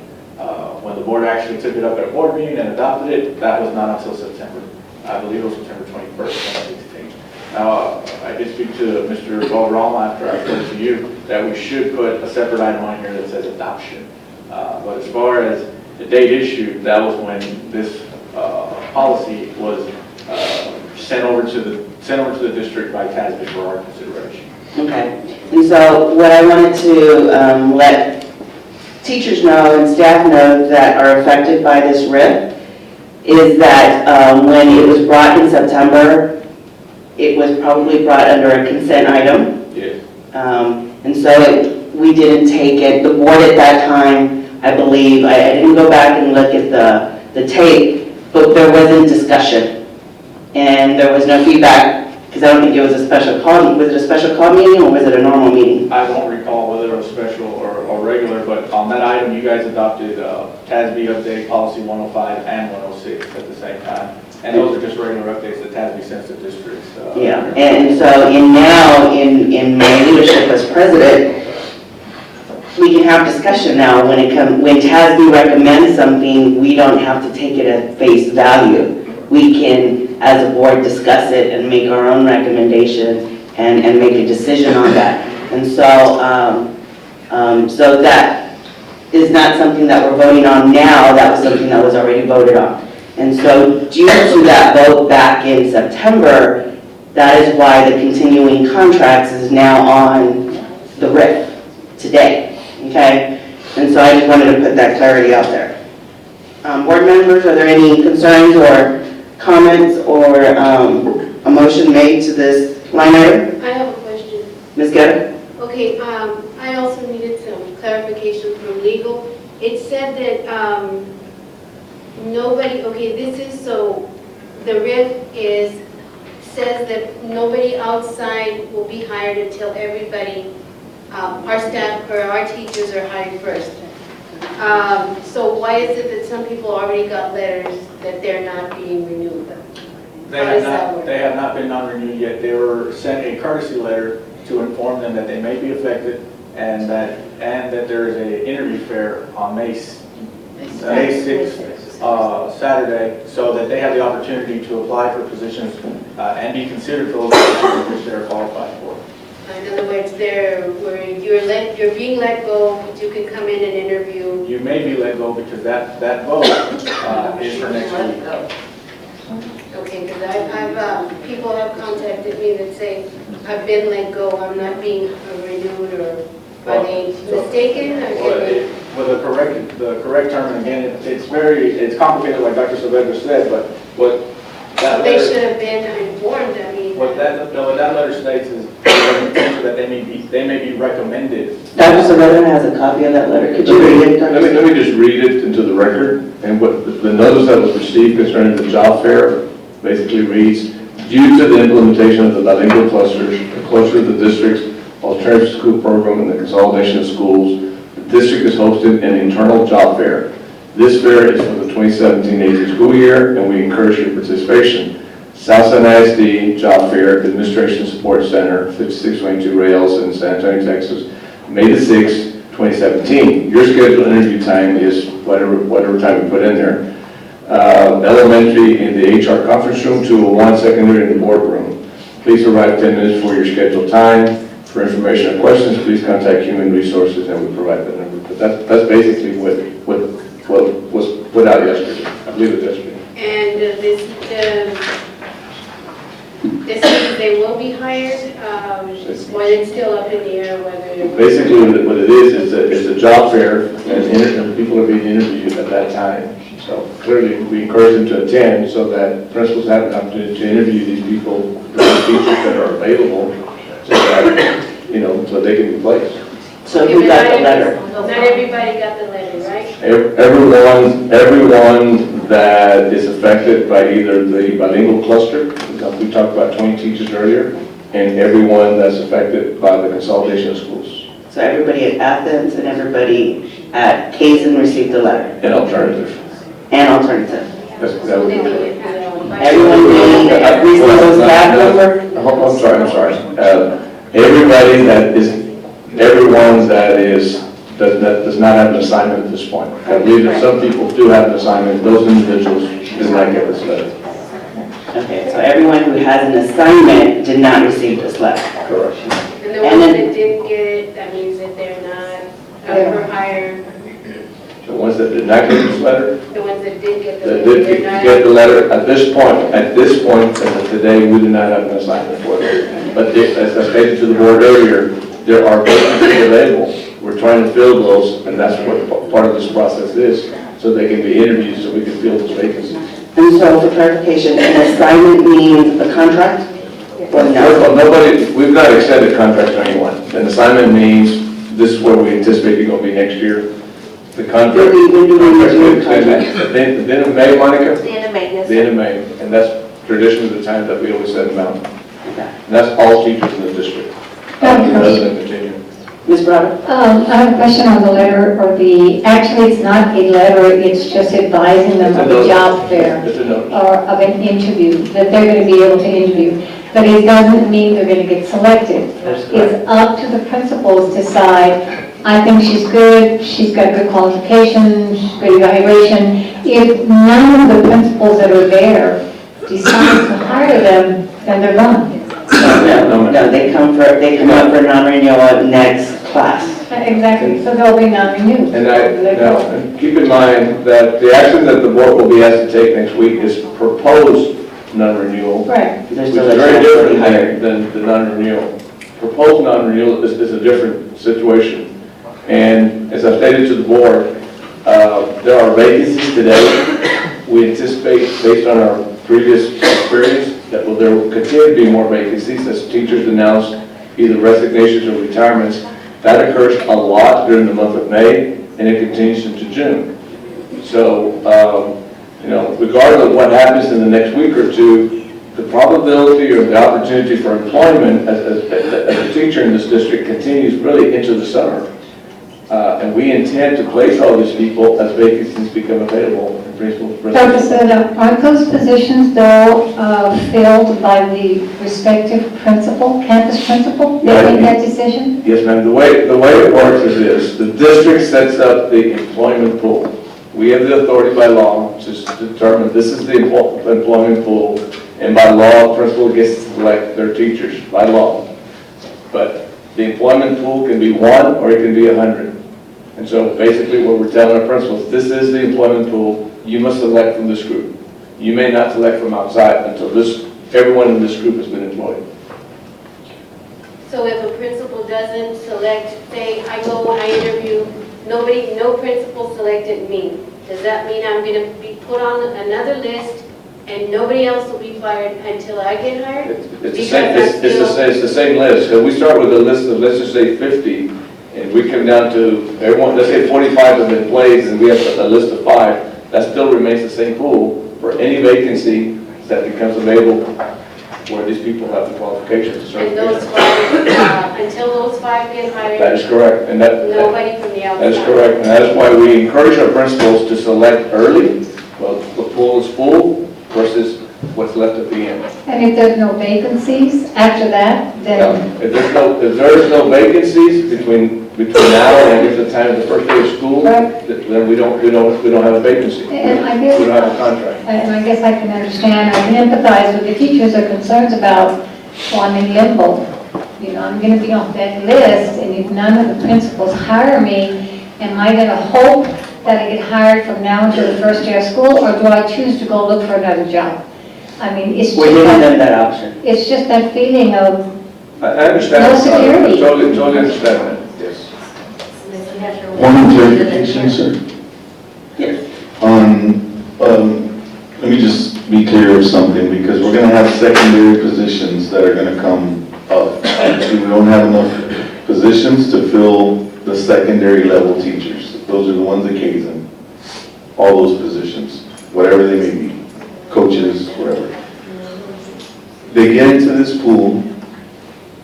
If a position comes available that they're not qualified for, or that is not in their field, then you can hire outside that pool. If we do not have a certified teacher in the pool to meet the opening, the answer is yes. And these are objective qualifications, not subjective. So if they're certified, they're on paper, they're qualified objectively, then they are entitled to that job post. And I just want to make that clear, because what I don't want is that we end up hiring people outside this pool, and the community or teacher field thinks that we did not hire from the pool and went and hired outside that pool, when there was still people in the pool. Yeah. The only time that would happen would be if the individuals in the pool did not have the proper state certifications to teach whatever openings we have. You know, that's the But only apples for apples positions right now are not available to some degree. We have a certain amount of openings at Kaizen, because for that same position that they're currently in right now, we don't have a vacancy for it. That is correct. We have some vacancies, but we don't have vacancies for all at this point. And so at Kaizen, how many vacancies do we have right now? I believe it was 28. At Kaizen, it's 28. Those are these are teachers, Kaizen teachers, if you would, where as of today, we do not have an assignment for them, as of today. The way you asked your question, Kaizen has a lot of vacancies because we're consolidating. What I meant was, how many teachers have not been placed from Kaizen? 28 at this point. Out of, I don't know if that's all. What's the staff? Okay. We haven't placed any. Okay. But keep in mind, because I also reported to the board earlier, there are 20 secondary openings right now. 20 secondary openings, where basically we have to match the certification of the people, 28 from Kaizen and the 8 from the alternative, to whatever the vacancies are. And so again, that is part of the process for this interview job fair that we're having Saturday, to try to do that, fill some of these openings. so we could potentially, by next Wednesday's meeting, have very little people in this pool. Again, depending on how many more open up, you know, again, I've got 20 secondary openings and I have 36 secondary teachers without a placement right now. It depends on what we can match up as a result of the interviews on Saturday. There may be some more secondary openings between today and next Wednesday also. And then where did 36 come from? Sorry? What Is that all three? I'm sorry? Kaizen and alternative. Kaizen and alternative. And what about, Yes. for the elementary, you've got 20 bilingual, 2 elementary, so it's 22, and all you have is 11 openings. So 50%, we have half of the openings already for all the elementary teachers that do not have assignments right now. And Madam Board President, just for clarification, with respect to the principal's authority for placement of teachers in this situation, when there's a program change or enrollment shift, the Education Code actually gives the superintendent the final authority of placement in this certain situation. Okay, so clarify that, what does that mean? So usually when there's an applicant pool, the principal has the final say as to who is placed at that campus. However, the education code does have a exception when it comes to program changes that the superintendent is granted that final authority to overrule the principal's decision. So if the principal says no, then the superintendent can say yes. So then we're going against, If y'all pass it. if we pass that. But if the superintendent does this, then we're going against the autonomy that we're giving the principals, that we're But giving. it's a very narrow exception when Only it in comes to program circumstances. changes. Yes. Okay, and if he feels the need to do it. Okay. Also, Dr. Saavedra, did you not tell us also earlier that you may be able to use that exemption for certification? I believe in the case of, I believe 3 employees from Kaizen will be able to use local certification to place them. So administration is trying every possibility to use up the pool of teachers that are affected by this consolidation. That's correct. And we're going to continue to do that. We will continue to do that, absolutely. And the intention is to find a teaching job for each one of these teachers, you know, but we have to match the certification to whatever the opening is, and we will do everything we can to do that, and we will do it into the summer if necessary. Board members, are there any comments or concerns? Yes, Do I Mr. hear a Mayor, I have motion? some questions. Yes. I have some questions actually regarding the cost savings of this consolidation of campuses. Dr. Saavedra, we had a presentation that was made at the last meeting on enhancing opportunities for our students. And in there, there was a slide that was called reductions and reallocations by function. This was just a brief summary of what the cost reductions were going to be, and that totaled out to $3.7 million. I think it had gone up, it was 3.1. But then you also have another column called reallocation of funds, and that also totaled out to 3.7 million. Can you explain to me, because it's only 3 different areas, what do you mean by the reallocation of funds? Well, first of all, I don't have that document in front of me, but I think I recall what you're talking about.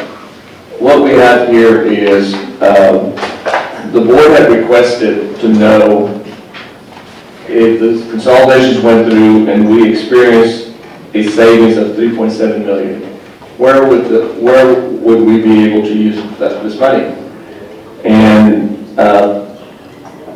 since the board adopts the budget on a function level, based on the function level, I informed the board that we intend to spend 3.1 million of this money in function 11, which is instruction.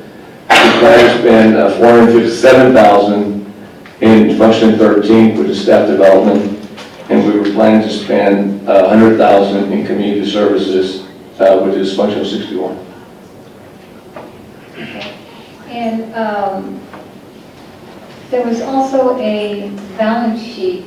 If you were to have a balance sheet, Dr. Saavedra, and looking at this, if you're saying you're having a savings of 3.7 million, but yet all you're doing is shuffling and moving it to 3 separate functions, so actually it's not a savings, you're just going to spend that money that you thought you were going to save by closing schools, now you're going to spend it on these 3 functions. No, ma'am. I mean, no ma'am to the comment, it's not a savings. It is a savings, you know, because we're not spending them in operating those schools. Now, if the board wants to put all 3.7 million into reserves and not spend it, the board can give the administration that direction. Okay, so if it's going to instruction, what specifically instruction are you planning to use that $3 million on? I believe I sent you a breakdown because you requested it and you Yes. received it by email a couple of days ago. Correct, I have it. Okay. Council, is that something that we discussed? Isn't that a budget question? Well, we're discussing the program changes within the Right. program. Thank you. Well, to clarify on that point, Ms. Crowell, part of the motion that I made on the consolidation of the schools was to identify where that money was going to go specifically as a function of the board and as a program. And so that's something that administration is going to have to present to us. Exactly, that's why I'm asking, we've got these lump sums in 3 functions, but it's not specific as to where that money's gonna go to. Correct, and I think next week, we're going to have some clarification and specificity. Let me also remind the board that when the board voted on these consolidations and the board requested this breakdown, which was April the 19th, the very next day, April the 20th, the board received an email with an attachment that delineated in great detail where that money was intended to be spent. And we'll present it again, as Mr. Spiggin stated, next week when we do another budget workshop. But that information has been with the board for several weeks now. Yes, in fact, I have it right here, Dr. Savannah. It's a single sheet that actually it's entitled Projected Needs Validation. And it's a consolidation of Kaiser Middle School with Sonora and Dwight. It's got the specific campus. And it's got consolidation of Athens Elementary School with Carrillo. And then it's got the alternative school contracted. And then it's got the very bottom added position based on formula changes. And so if you look at the breakdown, this is telling me where the 3.7 million is in the savings because you've consolidated these.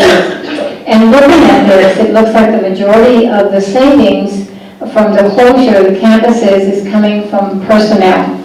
Because as far as the buildings, the only savings that you're getting out of Kaizen under utilities, water, gas, and electricity is $90,000. Yes, ma'am. And out of Athens, utilities, water, gas, and electricity, it's $60,000, and the alternative school is $30,000. So the majority of this is coming from salaries, from personnel. Which is mostly functioning level. Exactly, from instructions. So, and in here you have your counselors, the nurse, the librarian, the department chairs, and you've got a good breakdown of how many people in each category and what is it that they're being paid and what the total cost is. So this is how the breakdown that you gave us, I think on the 3.7 savings for the consolidation.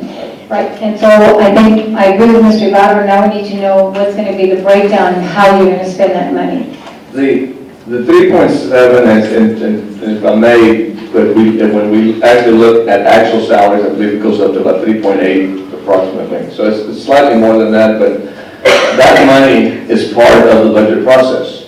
The board gets to decide what decisions you make in reference to that money. It's not any different from, let's just say we picked up 3.8 million from the state. The board gets to decide how we spend 3.8. In this case, we picked it up through the efficiency of the operation. As we do the budget and you adopt it in August, you will get to decide as a board where that money gets spent. Right. But I thought the whole premise of the consolidation had to do with how we were going to innovate the district and make it better by consolidating and closing the schools and coming up with specialized schools and special programs. And that's what my vision was. If you're going to consolidate this money, you're going to use it for the kids, because that's what I kept hearing. This is for the kids, That's to correct. make their programs better. Correct. And so You're correct. this is not money that's going to be used, or at least that's not what I heard, unless you tell me otherwise, to try and put it in the general fund for maybe the deficit that we have. This was already money that was decided was going to go into the programs. That is correct. Every penny will go to whatever program you as a board decide it needs to go to. Every Okay. single penny. All right, so actually whatever savings you have is going to go back into the programs. It's whatever the board Or decides. whatever the board If y'all want to save it, you can save it. If you want to spend it, you can spend it. But that is a board decision. Okay, so the next thing I have is on our budget workshop number 2, under page 8, and I have it right here, under state funding, history and projected 17-18. Now, so that you had listed here that our enrollment had decreased, and actually that you projected we're going to have a decrease of 457 students. And because of that loss of students, we were going to have a decrease of $2,593.72. So that's something that we need to work on, is where are we going to save to get rid of this deficit? So obviously, we're not going to get any more state funding. I think you've already said that it's Well, not going to change. well, I'm not too sure about that. I think there's going to be some state funding, but we don't know until the legislature decides by the end of May. We're a few weeks away from that. So if we're fortunate, that would be great, that would help us tremendously. But otherwise, how will you account for the $2.5 million in loss? Well, that's something we're going to discuss next week, Ms. Bravo, at workshop number 3. Can You know, you just, to use the analogy, we're in the second quarter of building the budget. Next week, we'll be in the third quarter. right. In August, we'll be at the end of the game. But basically, we're building this budget over time, and they're moving pieces, because, for example, we don't know what revenue we will get. We also informed the board earlier that it seems like we might be gaining some enrollment. The decline may not be as severe as what we might first projected. All those are moving pieces that will play a part in this final budget, and that's what we're working on. But I'm sure that you already probably have an idea right now, because of the closure and the cluster, the number of people that probably will have to be, I want to say let go, or non-renewed, or whatever the term is, because I think over 83% of our budget is personnel, maybe even more by now. Do we know, Ms. Tomoto? Okay, I think it's probably more by now. So if you're going to save, the only way you can save is through personnel. Again, Ms. Prado, whether we save the money or we spend the money will be determined by the action of the board. Absolutely. I agree 100% on that. So any positions that are eliminated through these risks that we're having and through these closures, are they going to be eliminated from the budget? If they're eliminated, the answer is yes, they come out of the budget. Okay. If they're eliminated. That's what I'm saying, because past experience, bad past experience from our previous CFO is they were never eliminated. They were carried on as allocated money, but there were no positions. I mean, there was no bodies there. So that's my question to you. It's similar to the 12 teaching positions the board approved a year ago, and we carried them. We never hired anybody, but that's simply money was built into the budget. Very similar to that. So is that going to be your intent to carry that money in those positions? No, ma'am. We do not intend to carry any money. Okay, so they will be eliminated from the budget, because everybody has a line item. If in fact the position is not filled, it's determined we don't need to fill it, it will not be in the budget. Okay. I think that's it. The only other question I had, and you did answer them for us when we were behind closed door, was we wanted to make sure that all of these campuses not only have teachers, they have specialized, such as band directors and coaches, and we want to make sure that, as I heard earlier, that everyone is placed someplace. And especially having transition, you're splitting Ks and kids into 2 different campuses, and everyone has their own turf, their own territory. So to put the Ks and kids into Dwight and into Zamora is going to create problems. And I think you agreed with us as well. We might add a security or something, to make sure. But having familiar faces at those campuses from their old schools helps the kids. So if possible, fill those positions with the Kaizen teachers or coaches or band director or whatever, to give those children a sense of, I know somebody here. I'm not just a stranger, I know someone I can go to. I think that's needed desperately at this time. That's all I have, Ms. Ostini, thank you. Okay, board members, are there any comments or concerns? I have one, and I wanted to clarify. What the board does when it comes to the budget is we affect the line item, the function number, and allocate monies there. Staff determines how to use that money. And so what Dr. Saavedra said, we wanted 12 units, and so we allocated money there. It stayed there because staff then looked at it and said, we don't need it. Same thing when we did it for the police, okay? And so I just wanted to clarify that we affect the function item. We get information as far as how it's going to be used, and I mean, we can give input, but it can be used or not used, because the ultimate control is the superintendent and his staff. If I may, for clarification, and counsel, correct me if I'm wrong, Ms. Ostergain is exactly right. Staff, superintendent makes the recommendation on the budget that's presented to the board. But once it's presented to the board, ultimately the board makes the decision on how those monies are spent, whether they approve the recommendations of the superintendent or not. That is the board's authority. Yes, to allocate funds as the board sees fit within their goals. Thank you.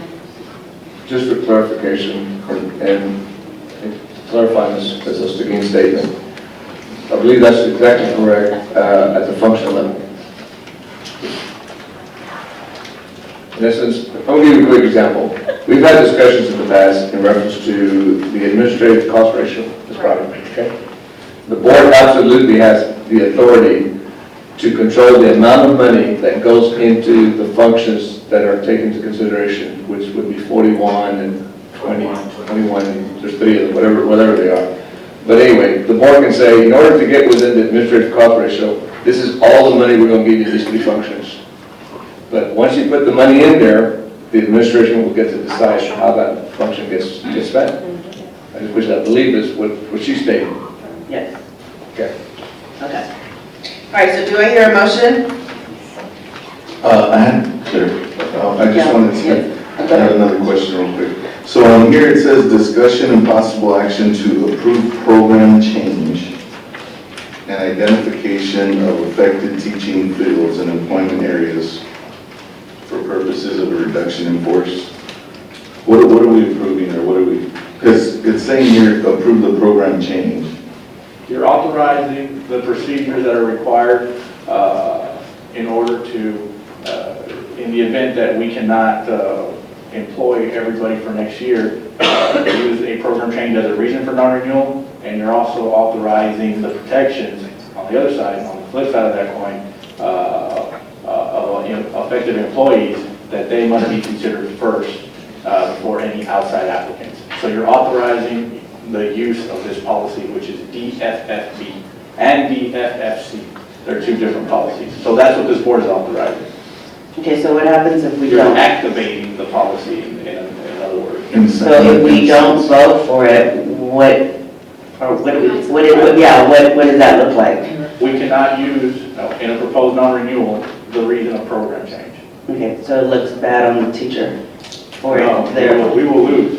Whenever a teacher is proposed for non-renewal, there's a set list of reasons for that proposed non-renewal. Oh, so we can be sued?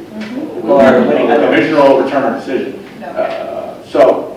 One of those set reasons is program change. However, in order to use program change as a reason for a proposed non-renewal, the board has to declare that program change, in effect activating this policy and allowing us to use that reason as a reason for proposed non-renewal. And again, the other side of that coin, you also activate the protections for those employees when it comes to consideration for vacant positions. So if the board does not approve this, one, we cannot use a program change as a reason for a proposed non-renewal. Secondly, we don't have to consider any employee who may be affected because of this consolidation for any vacancies within the district. So it's twofold. So you don't necessarily at that point have to give the existing teachers any protections? No. Without risk? No, sir. If it doesn't pass. If it does not pass. Right. And for consolidation purposes on the schools and the fact that we just went through a pool of employees and they don't meet those qualifications for open positions, then eventually, at some point, those ones that do not meet the job opening, I guess, if you want to call it. Qualifications, yes. Those are the ones that Ms. Prado was alluding to that would end up falling off the roster and not being hired. That's in that event, but the other side of that is you could say linked to attrition as well, because if you fill a vacancy, well, obviously you're not creating that other position. You're not filling the position where the teacher was moved to. So there's attrition at the same time. So that's another place where you could say, okay. That's all I have. Okay, so are there any more questions or concerns or comments? Do I hear a motion? So how do you make a motion on this? Do I so move, or can you not? Yeah, you can do so move as to the agenda item. Do I hear a second? Second. So there's been a motion made by Mr. Ibarra, a seconded by Mrs. Flores. All in favor, Roll call, say aye. please. Roll call, Madam Chair. Roll call, please raise your hand. Ms. Martinez will note it in the minutes. Those in favor, say aye. Raise your hand. Those not in favor, please raise your hand. Motion carries. Number 4, discussion and possible action to approve campus attendance zones for the 2017-2018 school year. Dr. Saavedra. So beginning members of the board, I'm going to call on Linda Castro and Helga Gasta for this presentation. These are recommendations on campus attendance zones for next school year, effective next school year, based on the effect of the consolidation of schools. They will explain the new boundaries. Ms. Garza? Hello, good evening, board, everyone.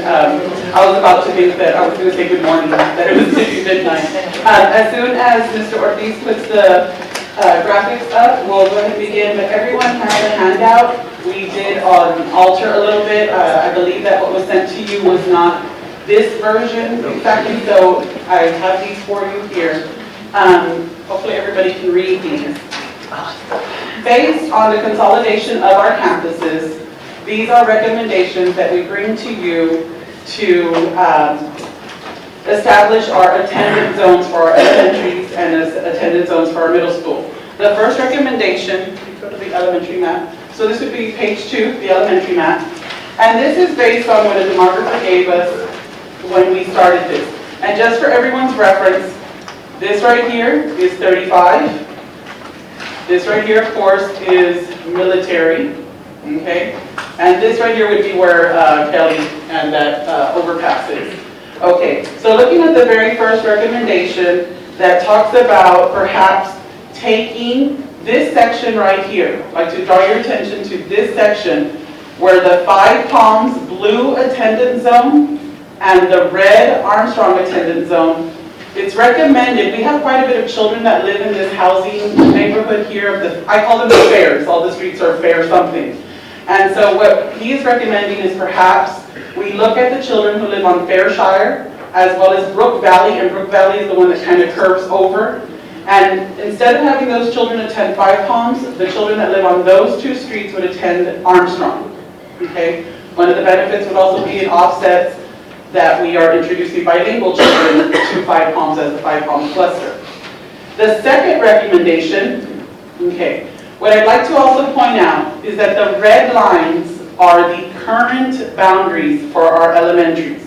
So this right here is the Benavides boundary. This right here is the Palo Alto boundary right now.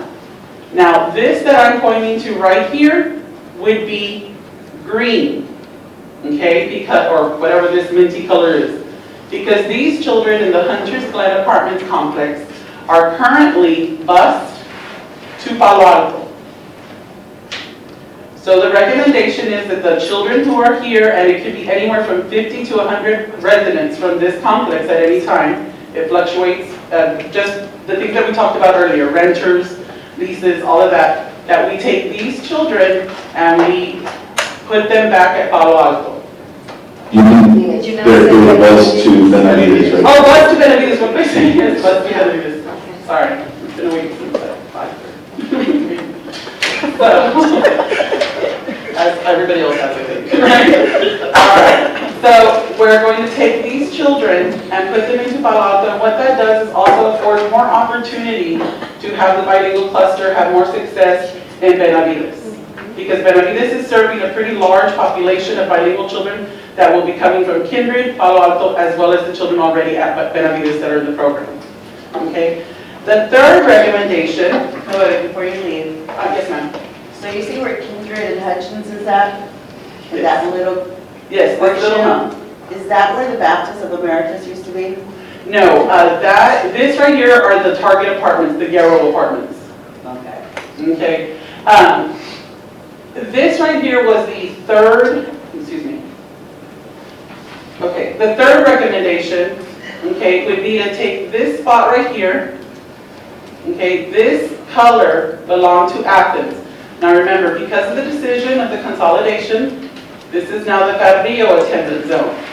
But he recommends that perhaps we take 3 streets, which is Lovett, King, and Peabody, and take the children who reside there, which right now is about 20 or so children, and put them into Price. Change their attendance zone to Price, and that's the third recommendation. The fourth recommendation, I believe we need to, the current children that live right here in this area, the non-bilingual children that live in the Athens attendance zone, the non-bilingual children, okay, those children are going to be attending Carrillo Elementary. And the children who are bilingual in the Athens attendance zone are attending Price. I have a question. Yes, ma'am. The 3 streets that you identified. Lovett, Peabody, and King. How many students are you talking about? It's about 20. Only 20? So is there a reason why we only have 20? So these recommendations of the attendance zones were something put together, and I can see some faces that are like, why is she bringing this up? These were put together prior to the bilingual cluster program being implemented. So I'm just going straight on numbers based on what the demographer recommended. And looking at the bilingual numbers that Mrs. Ms. Maldonado Chapa has been able to share with me, that's where we are. And so our job is just to bring you the recommendations, and from there, a decision is made. Well, I have a big concern, because what if some of those 20 children have siblings that are bilingual that are going to be attending Price, and then the other half of the family is going to go to Price, to Carrillo? It just doesn't make sense. Okay, and to address that issue of siblings, to address the issue of consolidation and proximity reassignment, we do have something in place to use for our parents for next school year. We have already designated 3 days that principals will be on their campuses to address some registration and enrollment issues. We have new to district on August 2nd, as well as returning students who are enrolled in our schools under special circumstances like power of attorney, address verification. And address verification, for those of you who don't know, we require the 3 things that are required for children to enroll in school, and they can enroll whether they've been in school before or not, as long as they're school age. We need the parent's ID, we need the child's birth certificate, and we need proof of residence in our district. Many of our families do not have bills in their name, they do not have leases, so the address verification is something they must renew every year. So on August 7th and 8th, we'll have those days, including a day where parents who wish to perhaps seek a transfer would go into the consolidation reassignment request. Perhaps, and just as an example, this right here, this area right here, if you're familiar with the streets here, they all, the Cree, Kiowa, Owasso, Navajo, okay, when you go from Cree, I think it's like the 3rd one down. This area right here is, I guess, for some people would be outside, would be far, for Dwight would be somewhere up here, okay? So if these parents said, okay, from Caddo Street on down, Zamora is closer, then they can ask for permission from the principal. The principal from their home school has to say, yes, you may go. And the principal who's going to receive them would say, yes, you can come. And it's based, just like our transfers, grades, behavior, and attendance. And room, of course. First is space availability. It's given to the children who actually live in the neighborhood first. And then after that, it'll be based on parent request with the student standing. Okay, but currently, and let's go back to Carrillo, to those 20 parents, because that really bothers me. We're splitting up families, and I know what you're saying, well, if they have special permission, then they can go to Price, is that what you're saying? If, yes, they would ask the principal if they can go to Price. Because I thought the whole thing was that we're not going to split up families. Ms. Powell, There's on those 3 streets, they're actually, those 20 are proposed to go to Price. No, they're going to... They would go from... They would go from Athens to Price. From Athens to Price. Okay. Not to Carrillo. Not to Carrillo. Because remember, the purple or pink, whatever this is, all of this inside the red lines are the original, the purple is the attendance zone for Athens. The red line is what he's suggesting we absorb from Athens into Price, those three streets. I'm sorry, I got the school mixed up, but everybody else is going to Price from Athens, correct? For Athens, it's going to Carrillo. I'm sorry, to Carrillo. So these three streets are going to Price. So I guess what it boils down to is why are we splitting 20 kids up? These are recommendations, ma'am. I'm bringing recommendations that the demographer suggested. It's something that, So is this something that the board can recommend changing, or is that even an option? Okay, so what I'm seeing is, because I know my area, and so I'm looking at the Kindred and that little horseshoe, that is the Baptist of America. Yes, because if you look at that street above it, it's called Cascade, they're actually past that street, the yellow apartments. And so it's a circle within that. So I don't know they're renovating and they're demolishing, so I don't know what is going in there. I don't know if it's a business or apartments or what. So there's no indication, in the wording it says yellow apartments are going to Kindred. And they're not called Arrow, they're called Artisan. That's why when you said yellow apartments, I'm like, The Yarrow Boulevard apartments. yeah, they're on Yellow Boulevard, but it's called a different name. Artisans. And so when I went, because I had asked Dr. Saavedra, and I go, the one that's outlined is the Baptist of America area, and so for future purposes, if this is what the board agrees, and whatever does go there, and if there are houses, they would be going to Hutchins. Or are we sealing it off? They would go to Kindred. They would go to Kindred. Currently, they were going to Hutchins. Okay. And so that, that was interesting to see. So we don't have a map of what's being proposed. I think that's what The would be overlay, the helpful. red. Yes. It's 2 in 1. They're showing you where we were and where he thinks we should go.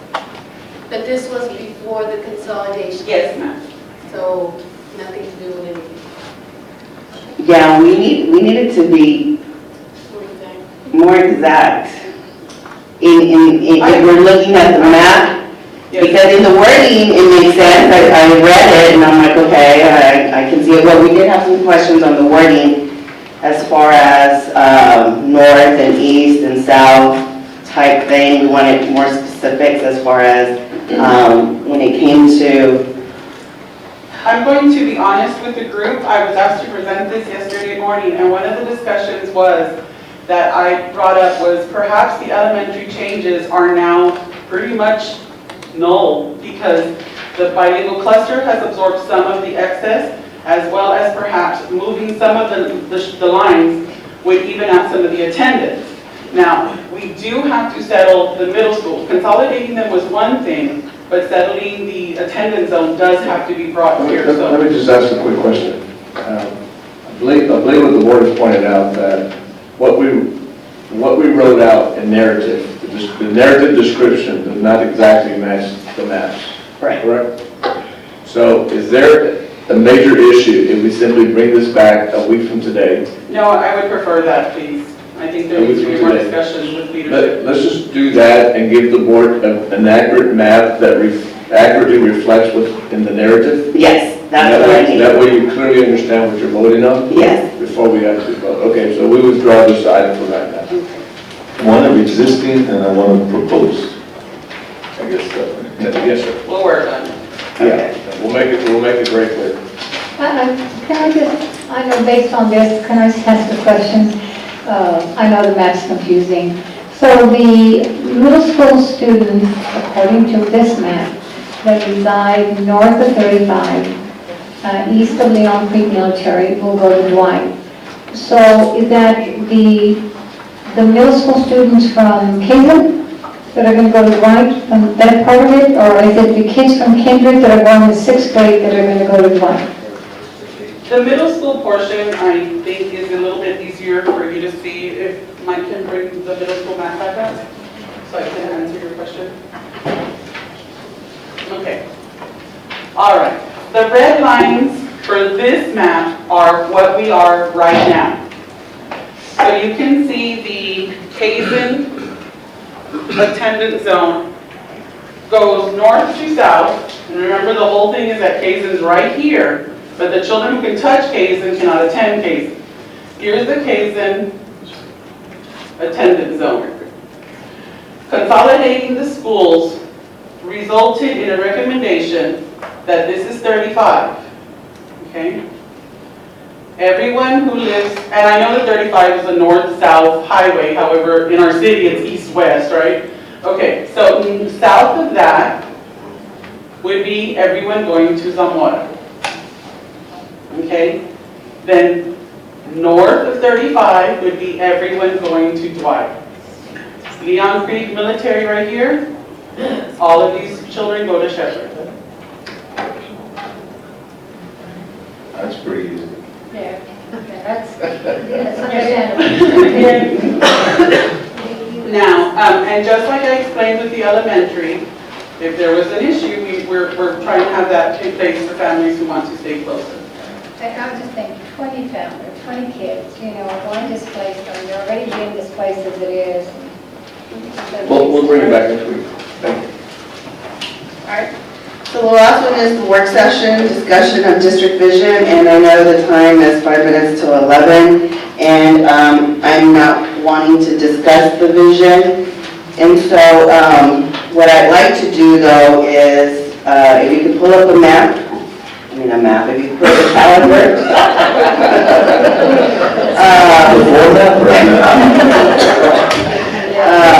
In looking at the calendar, we have a board meeting scheduled next Wednesday. We have a board meeting scheduled the 17th. And so the reasons why I'm asking you to pull up your calendar is because actually I've been given recommendation that the vision should be visited after we've done progress measures, after we've done theory of action, after we've done constraints, after we've done constraint measures, then we need to visit the vision. So it's been brought up prematurely. And so my question to staff or the superintendent is, how soon can you get us progress measures based on the goals that we set? Can we bring some in on the 17th? Let me work on that. Okay. By next, I don't think I could get it by next week. No, next week. Next week is dedicated to budget. And the attendance of. Okay. And so on, I may request like to meet with the local government committee just to make sure we're on track of the progress measures. Sounds good. And then we have another meeting scheduled June 7th? No, I'm already in June. Oh, in June, I'm sorry. What days do we have scheduled in June? The 7th. The 7th. And so on the 7th, theory of action. Okay. And then theory of action and to approve the progress measures on June 7th. Okay. And then the 21st, start talking about constraints. Okay. And so that's kind of a little timeline of where we're going. Okay. All right, board members, do I have any objection to adjournment? Okay, do I hear a second? Second. So the motion by Ms. Flores, seconded by Ms. Guerra, and the time is 10:55. Meeting adjourned.